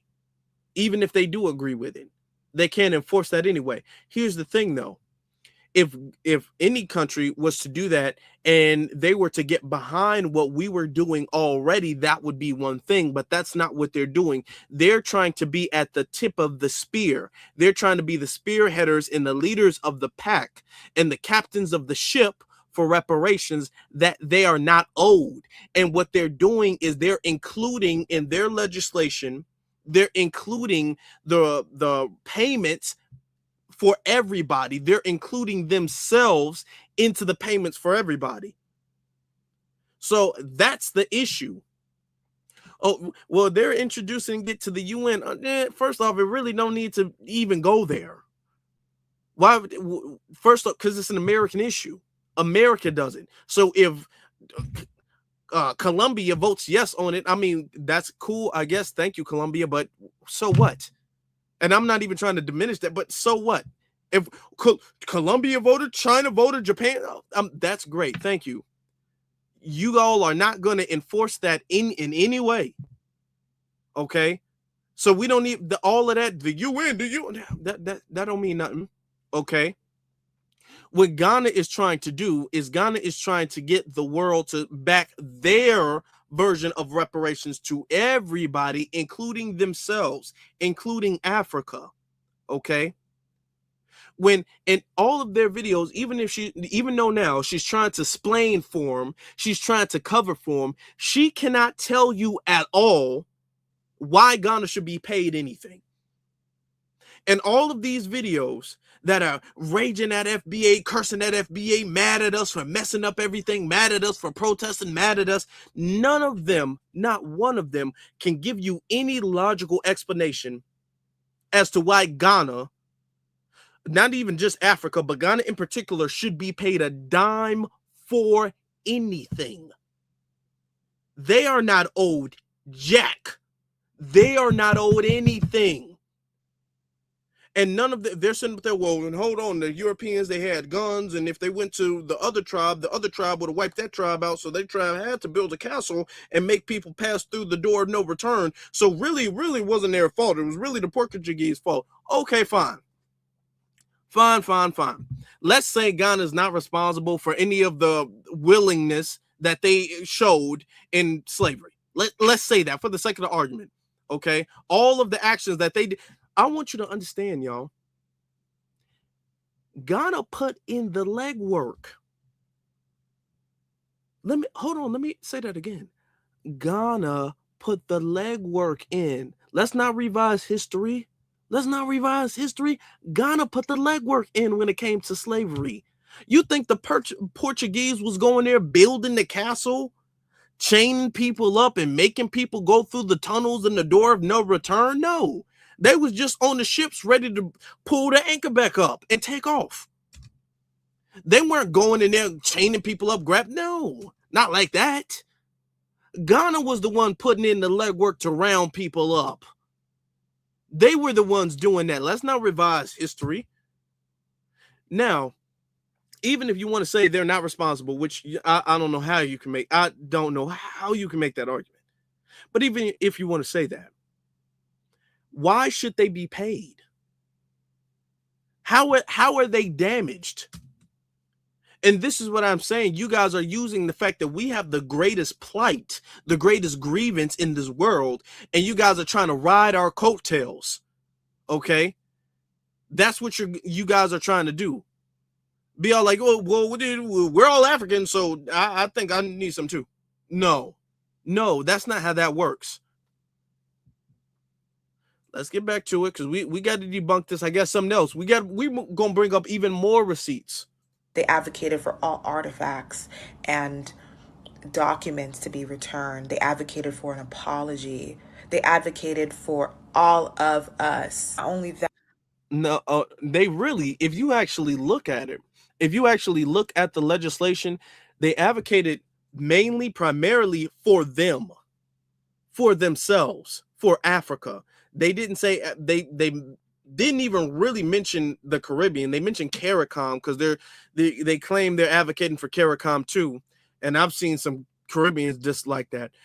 But even still, they didn't mention foundational Black Americans or even Black Americans. They mentioned Africa and made it seem like the transatlantic slave trade was some huge offense to Africa. They're not even being specific on who was harmed or who the repair should go to. And if you're not going to be specific on who was the one who was harmed, then that means the repair is going to go blanketly to everybody evenly. At the very best, it's going to go to everybody evenly. At the worst, it would go mainly to them, which is what they really want, mainly to them because they're the ones spearheading it. And then they're going to disperse everything. Or they're going to get the biggest cut. And they aren't owed anything. Let me get this off the screen and use another analogy so it can get firmly understood. She says, well, you can't blame all of Ghanaian people for what some of the elite did. Okay, fine. Let's use this analogy. America nuked Japan. Hiroshima, Nagasaki. I wasn't even alive when they did that. Okay? I have no say-so in them doing that. None whatsoever. Okay? Now, America did that. Now, even though I have no say-so, it wasn't mine. We don't get no say-so when America does stuff to other people. We don't have a say-so in that. They don't give an opinion. They don't take an opinion poll before they blow something up. America doesn't do that. America doesn't even give an announcement that they're going to blow something up. Oh, we find that out on the news like, hey, y'all, we just blew them up over there. We got to find out through the news after it happened. They don't let us know like, guys, do you want us to blow them up? They don't do that. Okay. We find out once we see the explosions on the news. Now, even though we're not involved in that, we are still a part of the nation that is responsible for that action. That's the reality of it. We're still a part of the nation that's responsible for it, even if we didn't do it. Okay. So when you want to talk about the repair, we can't be the representatives of Japan, of Hiroshima and Nagasaki. We can't sit up there and be all like, you know what? I'm going to be the representative of this coming from the nation that did it to you. Even if I personally wasn't involved in it, I'm from the nation that did it to you. What sense does it make for me to now be the representative and expect some type of compensation for your harm that my nation did to you? Where else in the world do you see that going on? Nowhere else in the world do you see that going on. You're coming from the nation that aggrieved me, and now you're going to not only be the representative of the case, you're going to expect some type of compensation for it. You're going to expect some type of repair done to you, even though you were always on the nation that harmed me. No, absolutely not. No, absolutely not. That's not how that works. And in Ghana's situation, it actually gets a lot worse because a lot of them, their families, the reason why there's, leadership and all that stuff, a lot of their families were involved with it. Their families were still involved with it. So they still have some of that wealth that they gained from the Portuguese in the slave trade. All right, let's be abundantly clear. They've been making wealth off the slave trade from Foundation Black Americans just a few years ago. Elmina Castle is tourist site. It's a tourist site. So they charge foundational Black Americans to go to Elmina Castle and have a tour guide walk them through how they used to sell people. All right? They would walk them through. They would pay. You got to pay them. They ain't doing it for free. You got to pay them to schedule to have them walk like a museum. Like this is a tour during the White House or something like that. You pay them and they will walk you through how they used to sell your ancestors to Europeans. Okay? Does that sound very remorseful? That sounds remorseful to you? Does that sound remorseful? Let me ask you this question. Don't say it in the chat room because I don't want us to get flagged, but I want you guys to really think about this. And if you disagree, put the X emoji in the chat room. Let me ask you. Do you think that the small hat community would pay to have a German walk them through the gas chambers? Do you think that? I'm just asking because I don't see that happening. I don't see a whole bunch of Germans having tourist sites about, oh, this was the gas chamber, and then this is where we put the little kids, and then this is where we put the bones, and this is. You think they will have you pay you to walk them through that? And they would get all that money? No. Do you think that the small hat community would allow Germans, especially if they're descendant from the people that harmed them, do you think that they would allow them to be the representatives of their country or their repair or whatever? No. No country does that. Even if you, quote unquote, were not one of the ones who did it, then you're a part of the nation that harmed. You're a part of the offense nation. So we, coming from the offended people should not be represented by the offensive people. No, absolutely not. Getting back to breaking this down. Ghana is one of the African countries that in the last 20 years have been making immense strides in providing citizenship, business opportunities, and Pan-African movement between Africans in the diaspora and continental Africa. If it was any... No. And I'm not going to be too long about this, but no, you're talking about the fact that Ghana, there's a whole bunch of celebrities that are going over there getting a bunch of citizenships and stuff like that, like Sierra and Dr. Umar, and if I'm not mistaken, Ludacris or something like that, Akon or whatever, even though Akon is from Africa, but he's not from Ghana. If I'm not mistaken, I think he's from Sierra Leone, if I'm not mistaken. But at the end of the day, yeah, you're talking about them. But every other foundational Black American, y'all charging us an arm and a leg. And then even still, if we become citizens, our citizenship has an asterisk to it. Okay? Our citizenship doesn't allow us the full rights that native Ghanaians have, where they can have land and they can sell it and they can do what they want to do and they can build how they want to build the same way an actual Ghanaian has. Yeah, somebody in the chat room's correct. He is from Senegal. Okay, I knew it. So yeah, no. What you're not going to do is you're not going to use a handful of celebrities and be all like, whoa, you see how Ghana's doing it? No, they don't represent the collective. Okay, because y'all will sit up there and give Sierra a citizenship just because that's promotion for y'all.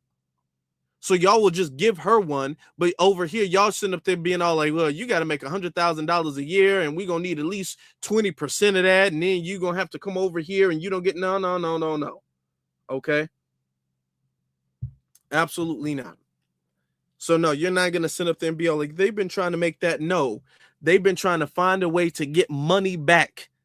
Okay, increase their money flow. And they understand that there's a bunch of foundation Black Americans, less now than it was, but they have at least thought that there was a bunch of foundational Black Americans that was going to, quote unquote, go back home, quote unquote. That's why. Okay, she got it in Benin. Who was the one who got it in, she got citizenship in Benin? It was another celebrity who got it in Ghana. It's one of the two. It's, whether that's, even if it was Benin, the analogy still stands. Whether it's Benin, Ghana, Nigeria, whatever, the analogy still stands. One of them celebrities. I know Umar got it in Ghana, but whatever. The point is that no, that was a big finesse.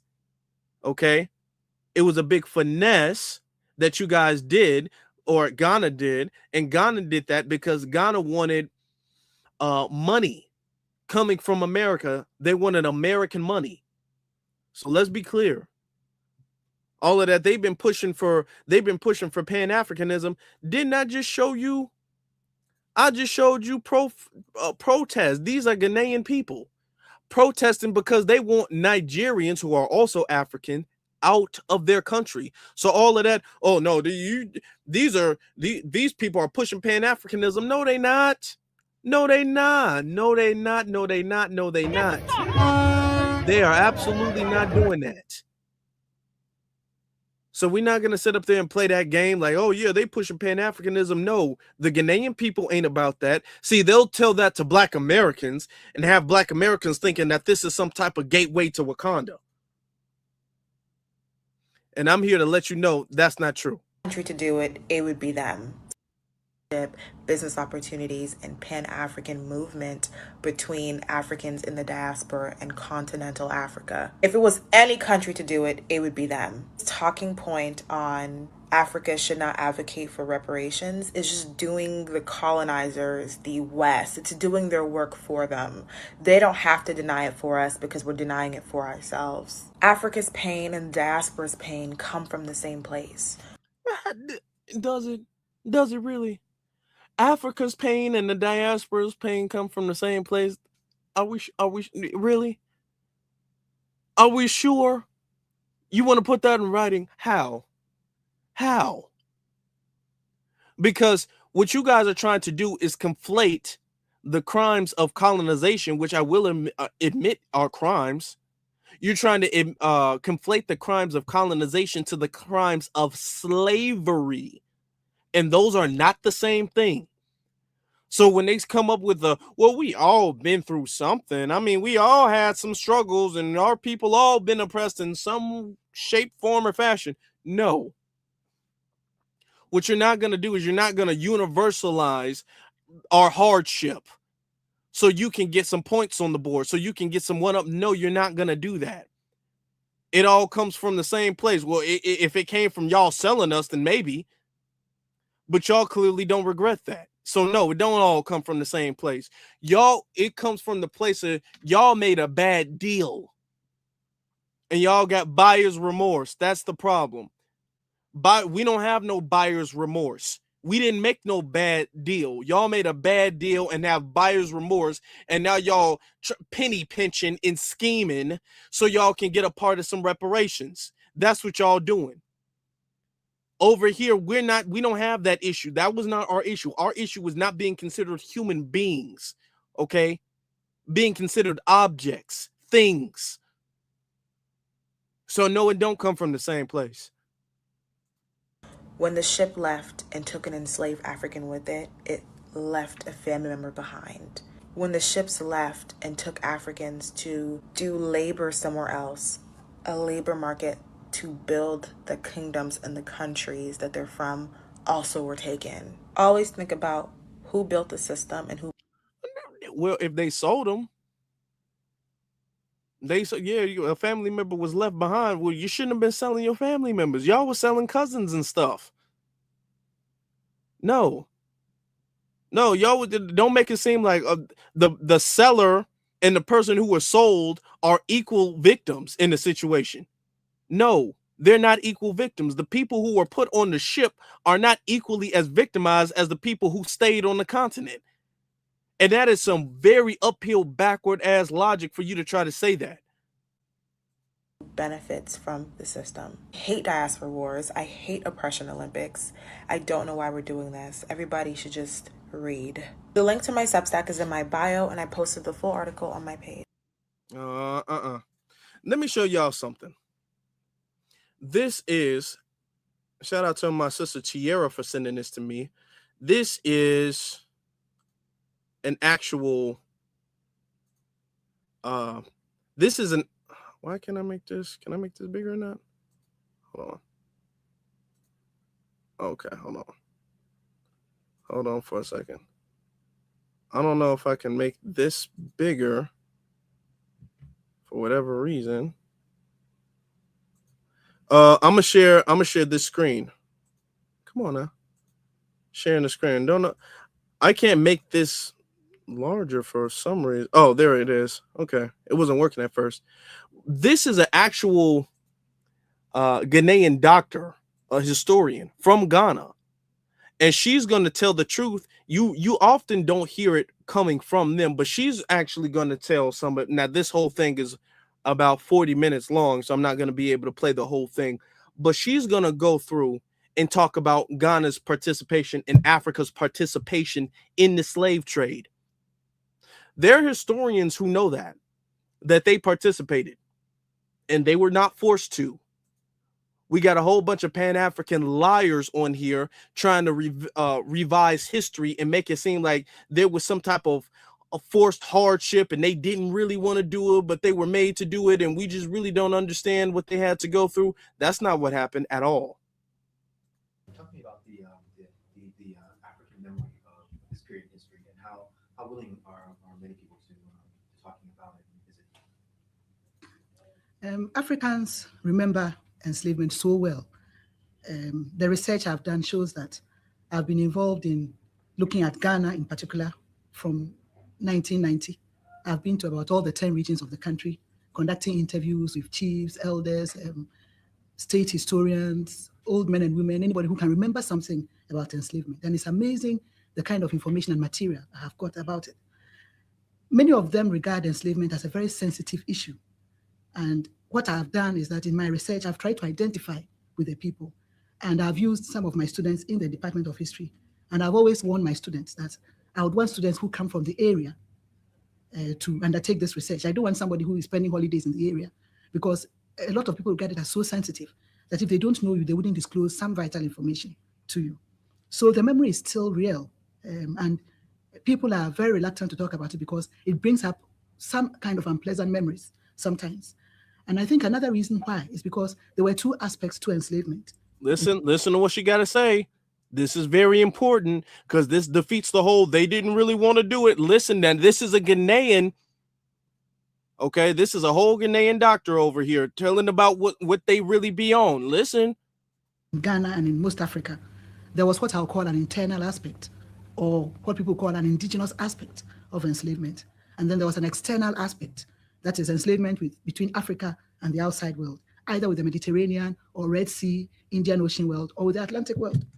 And because of this, we still have some memories about both enslavement, especially the indigenous one, because where do you draw the line? And there are some families during my research who were reluctant to talk because they could remember that their great-grandfathers, great-grandmothers had brought slaves from Salaga Market, made them part of the household. And therefore, if we are going to now start tracing genealogies, who comes from where, who comes from there, starts creating problems. So some of them don't want to talk about it. Is there a okay, let's break down exactly what that means, because that was deep. When she said the thing about the internal or indigenous slave trade, all of the slaves, because like I kept saying through this whole live stream, that the slavery thing was a common practice. It was not something that Portuguese introduced to them. And the only slaves were sold to the Americas. No, that's not the case. She just said they don't want to talk about it, and they don't really want to talk about slavery like that, is because Africans were selling other slaves to Africans. Africans were selling slaves to the Portuguese. Africans were selling slaves to the British. Africans were selling slaves to Spain. Africans were selling slaves to everybody. Okay? And there was some still people like they don't want to talk about it because their families own slaves. So this was a big part of their culture. This is first off, something that still goes on today. And this is something that they don't want to acknowledge fully, and they don't want to tell the truth fully because it defeats the narrative. It completely debunks the narrative that this was something that the Europeans came and introduced. and that the Africans people, it was forced upon them and they had no choice to participate in it. And it was only to the extent of getting Africans to Europeans to America. No, they were selling it among each other. It was a normal thing. They were selling it to Europeans. It was a normal thing. So now they're going to sit up there and be all like, oh, yeah, you know, it was the worst crime of human history, the transatlantic slave trade. Now, of course, we can say that's worse. But when you actually know the history, no, they were very much involved. And I'm showing you guys the receipts of this because there's going to be a whole bunch of people who are going to try to cherry pick aspects of history to make Ghana less guilty than they really are. Okay? What do you mean you didn't want to be involved in slavery? There was a slave in your kitchen. Of course, they didn't see slavery as something bad. Of course, they saw the door of no return as something okay. They had a slave in the backyard, picking the vegetables and stuff, taking care of all the cattle and all that stuff. They had slaves getting the eggs from the chicken. So if a Portuguese European come up there and be all like, can I buy a slave? Sure. Just let them finish getting all the eggs and I'll give them to you. Give me some boots. That's how they was on. That's the type of time they was on. And this ain't coming from me. Oh, you FBAs, y'all FBAs are so hateful. Y'all FBAs are so divisive. No. This is from her. This is from a Ghanaian historian. Okay? This is from her. All of that's just officially been debunked. Let me get back to it. Why is this doing that? A memory of lost people who have disappeared, who are part of families, and is there a clear sense of where those people might be? A few of them, but it wasn't very. A few of the people I talked to in the course of my research could remember that there was a loss of people, loss of population. Those in the northern part of Ghana, for example, claim that there are still parts in Ghana right now which are desolated because of enslavement. And they could recall raids and wars, kidnapping and so on. And a friend was telling me that in a certain part of the northern country, a place called Sandema, every year when they have a festival, they bring out certain artifacts connected with enslavement. And they've ritualized it to the extent that nobody will tell you about it until the festival is on. And then you find them bringing chains and bangles and so on, and virtually worshiping them in memory of what they went through during enslavement. And that was an area where there was a lot of slave raiding going on, slave kidnapping during the period of enslavement. And then on the coastal parts of the country, there were a few cases of depopulation. And okay, so so it's a whole bunch of them. They would have artifacts designated to slavery, and they would do celebratory dances of the chains and I suppose any other artifact that they could carry that was involved in slavery, the chains, the cuffs, whatever type of weapons maybe that they would use. Like, come on now. And you want to tell me that this was forced upon these people? So not only was the slavery and the involvement of the slave trade forced upon these people, the celebration of it was forced upon these people too, is what you're trying to sell me. Okay. And there was one case in which an ethnic song in Ghana. Okay, Professor Kirby, talk to me about looking back in time, how did trade operate? How were people captured, and what happened to them once they were captured?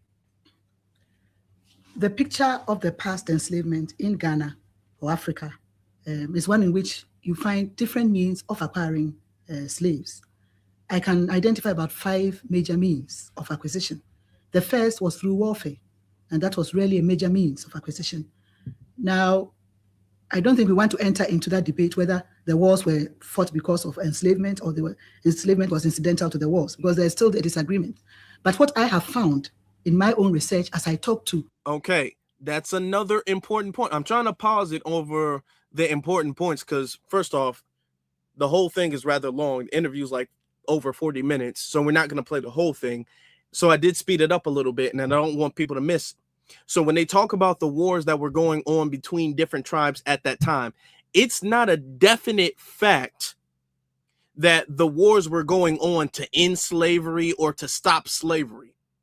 There's still debate about were these wars a consequence of slavery? Did people start wars because of slavery? Were there already wars and then there were slaves? So I want us to understand, because they'll make it seem like, no, there were wars and people fought wars to stop it. There are a lot of historians that would disagree with that. And even then she said that that makes up the smallest part of it. All right. Chiefs, elders, and so on, is that enslavement was incidental to the wars which were fought in Ghana. In other words, the wars were not expressly fought because they wanted to catch slaves, but there were several reasons for warfare: expansion, conquest, retaliation, aggression, and so on. And if you look through the history of the world from ancient times, you find that it was a practice that whenever you engage in a war and you became victorious, you would take away prisoners of war. And inevitably, these prisoners of war became enslaved as a result. So it became an ancient practice which was carried on through the modern period. And so if you look at Ghana history and African history, from about the 15th century to the 19th, early 19th century, you find warfare as one major means of enslavement. And it's very striking, especially when we come to Atlantic enslavement, because although warfare was a source of enslavement for both internal and external, you find that external demand was so high that warfare played a very major role in it. And if you read some of the travelers' accounts and traders' memoirs, you find them mentioning sometimes that in the early 1700s, for example, there was a gentleman called Barbot, a French trader, and he said he had combed the whole of the coastline in Ghana and found only 8 slaves from east to west. But 2-3 weeks earlier, because there was warfare, somebody had gotten about 200 to 300 slaves. And you find them expressing these things in their memoirs as you read, and they seem to be sad that there is no war. So it created a very major means of providing slaves. So the first was warfare. The second major means was what I'll call direct purchase. There were several markets. Okay. So a lot of them were fighting wars. And the reason why they were fighting wars, they weren't just fighting wars. So they weren't just fighting wars and then by happenstance, any slaves, they were getting rid of them. A lot of them, the incentive of fighting wars is so they can capture slaves and sell them off. Let's be clear. So the Europeans capitalized off it, but the fact that it became a lucrative market for them, it incentivized a lot of the wars that were going on. And then they were all like, hey, man, we need more people to sell. If the Europeans is buying good, we need more people to come over there and sell. All right. So all of that. So let's be honest. This only goes to further show how involved they were. Okay, because if they're fighting wars for the purpose, not for the purpose of honor or kingdom or religion, if they're fighting wars for the purpose of grabbing more people to sell to the Europeans, that shows their enthusiastic collaboration with them. And they're willing to damn near die to get slaves to sell for them, to them. Scattered throughout the continent and different parts of the country where people could go to and buy slaves. Now, I've realized as I've researched about the slave markets that people did not go, the markets were not solely for slaves, but there were other items also being traded in. But as you enter the market, you find places for foodstuffs, places for household wear, etc. And then you find perhaps a section of the market also devoted for a trade in human beings. And I've been amazed in the course of my research to find that I've discovered at least about 35 of such slave markets in Ghana alone. And every region in Ghana had at least 2 or 3 slave markets. And what is significant about this is that with respect to the indigenous enslavement, the ordinary person could go to any of the markets and buy a slave or 2 for personal use. And so the markets were the commonest source of acquiring slaves so far as the indigenous system was concerned. It also helped the external system, but warfare was the major source for the external system. And okay, let's just pause this. Okay, hold on. Let's just pause this real quick. Let you know. Let me break it all down. They had grocery stores, pretty much, where they would sell food and other items. Picture a Walmart. Now picture walking into a Walmart and, you know, in one side of the store, you have your groceries and all of that. And then another side of the store, you'll have maybe your clothes, and then you have your medicine, you have your house supplies, you have cleaning supplies, and then you'll have one section over here for people to buy. Imagine going into to Walmart, and you get some clothes over here, you get some socks and underwear, you get some chips and some ground beef, and then you get some screwdrivers to fix your chair, and then you get a slave to fix the chair. Imagine that. That's how they had stuff set up there. She said there was just markets. There was multiple markets. And then there was just sections in there be all like, hey, I got a little slave for you. Buy one, get one, 50% off. Okay. Let's look. Come on now. Because that was a common practice. It was a common practice. Let me get to these super chats, y'all. Let me get to these super chats. Okay, hold on. No. All right. Shout out to Dennis, my brother Dennis Sperling. He says they tried to talk slick and got caught. They caught red-handed. Red-handed. Thank you very much, brother. I appreciate you. They caught red-handed. Absolutely. Shout out to you. FBA Piera, he says, why would Ghana be for FBA reparations when they are not for FBAs in general? Thank you. Makes a pretty good question. Kind of makes you scratch your head, doesn't it? Like, these people ain't really liked us like that ever. No way. So they gonna champion our reparations claim? How does that make sense? They don't like us in their period. That we don't even have a rightful bloodline right to return to Ghana. There's no universal, no easy citizenship or nothing like that. Don't let none of these celebrities, these globally recognized celebrities, fool you. The average foundational Black American, you got to pay to get citizenship there. And you got to pay a hefty price too. You ain't just giving a little pocket change. You got to pay a hefty price. And there's a lot of stipulations to that too.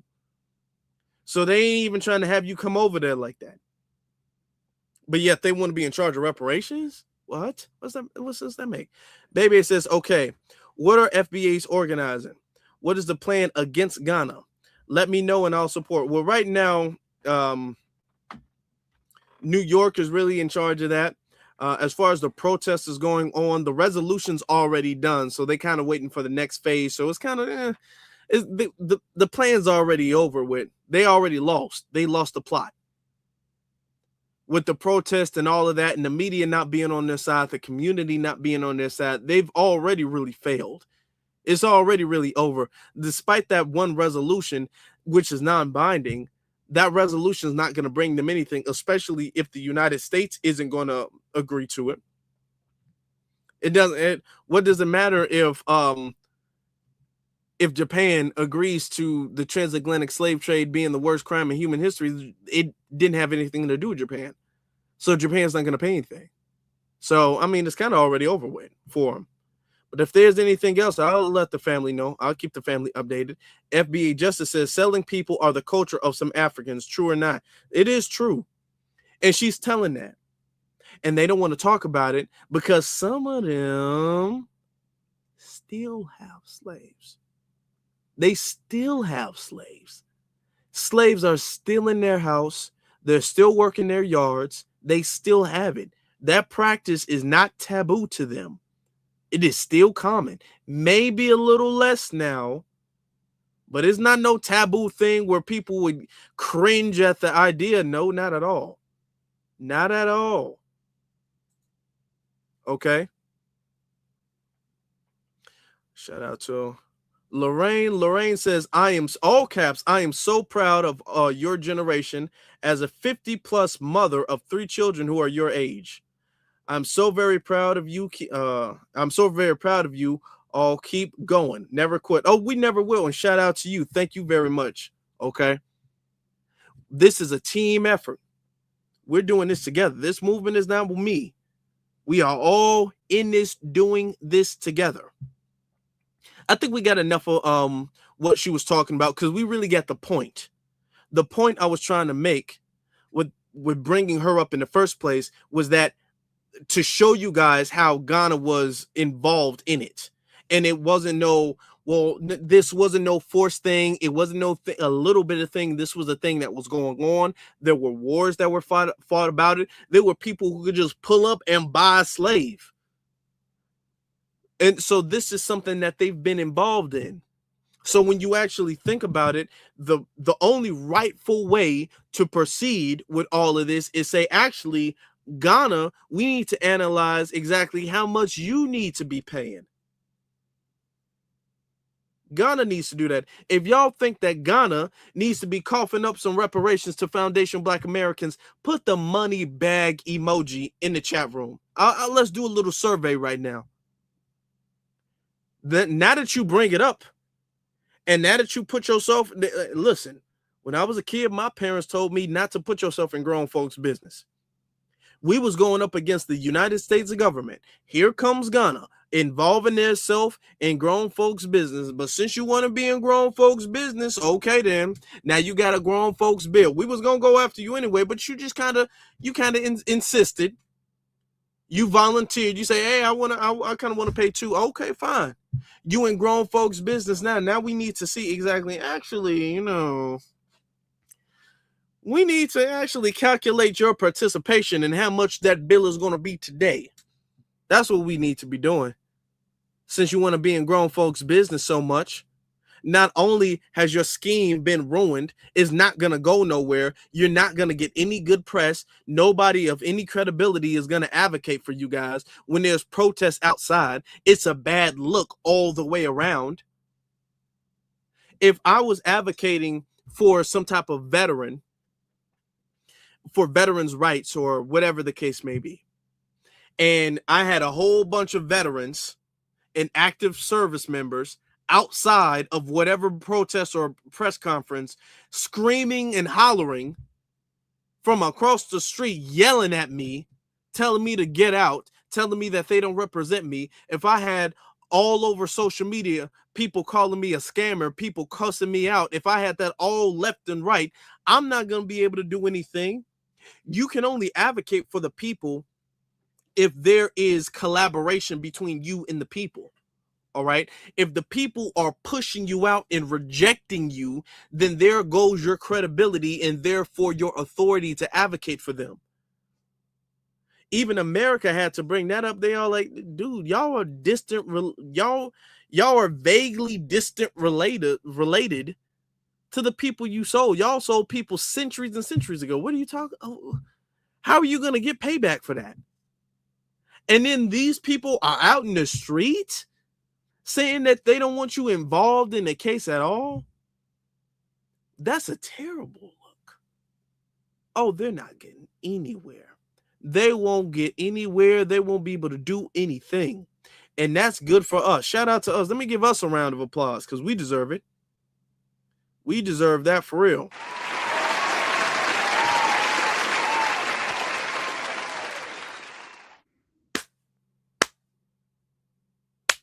Shout out to us.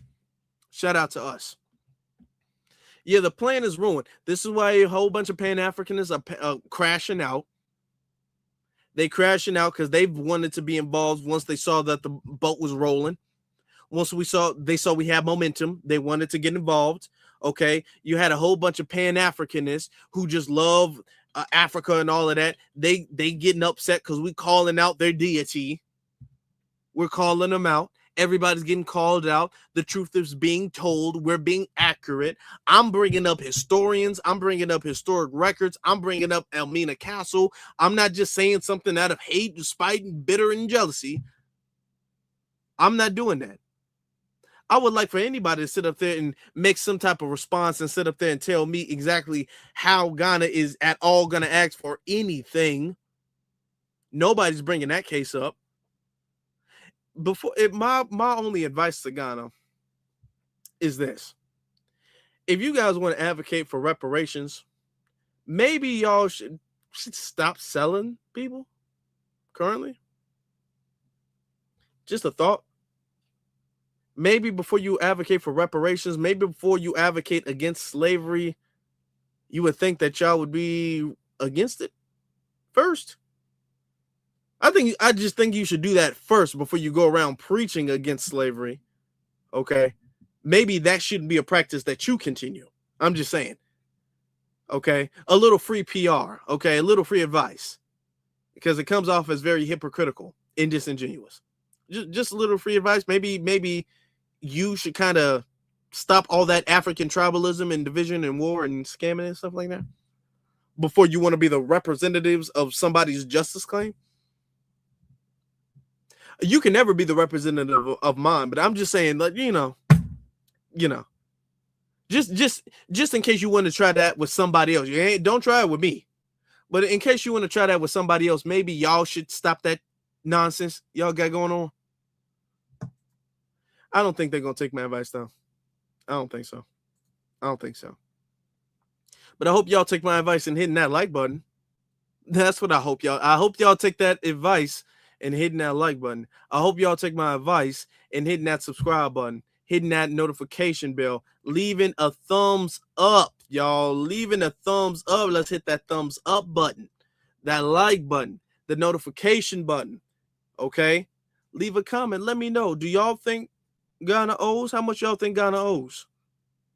Since we've clearly proven that they were very much involved, enthusiastically involved in the slave trade, how much do you think that they owe? Let me know that in the comment section. I want to know. Let's put some numbers out there. Let's see exactly how much they owe. Family, I appreciate y'all being here. I do. I appreciate y'all being here. Sincerely, I really do. All right. But this will conclude tonight. I appreciate y'all. As always, Black first to my brothers and my sisters, my soldiers, my warriors, my ladies and gentlemen. Y'all have a good night. Thank you all for watching live and on a playback, liking, sharing, hyping, all of that. Thank you all. You all have a good night and y'all stay blessed.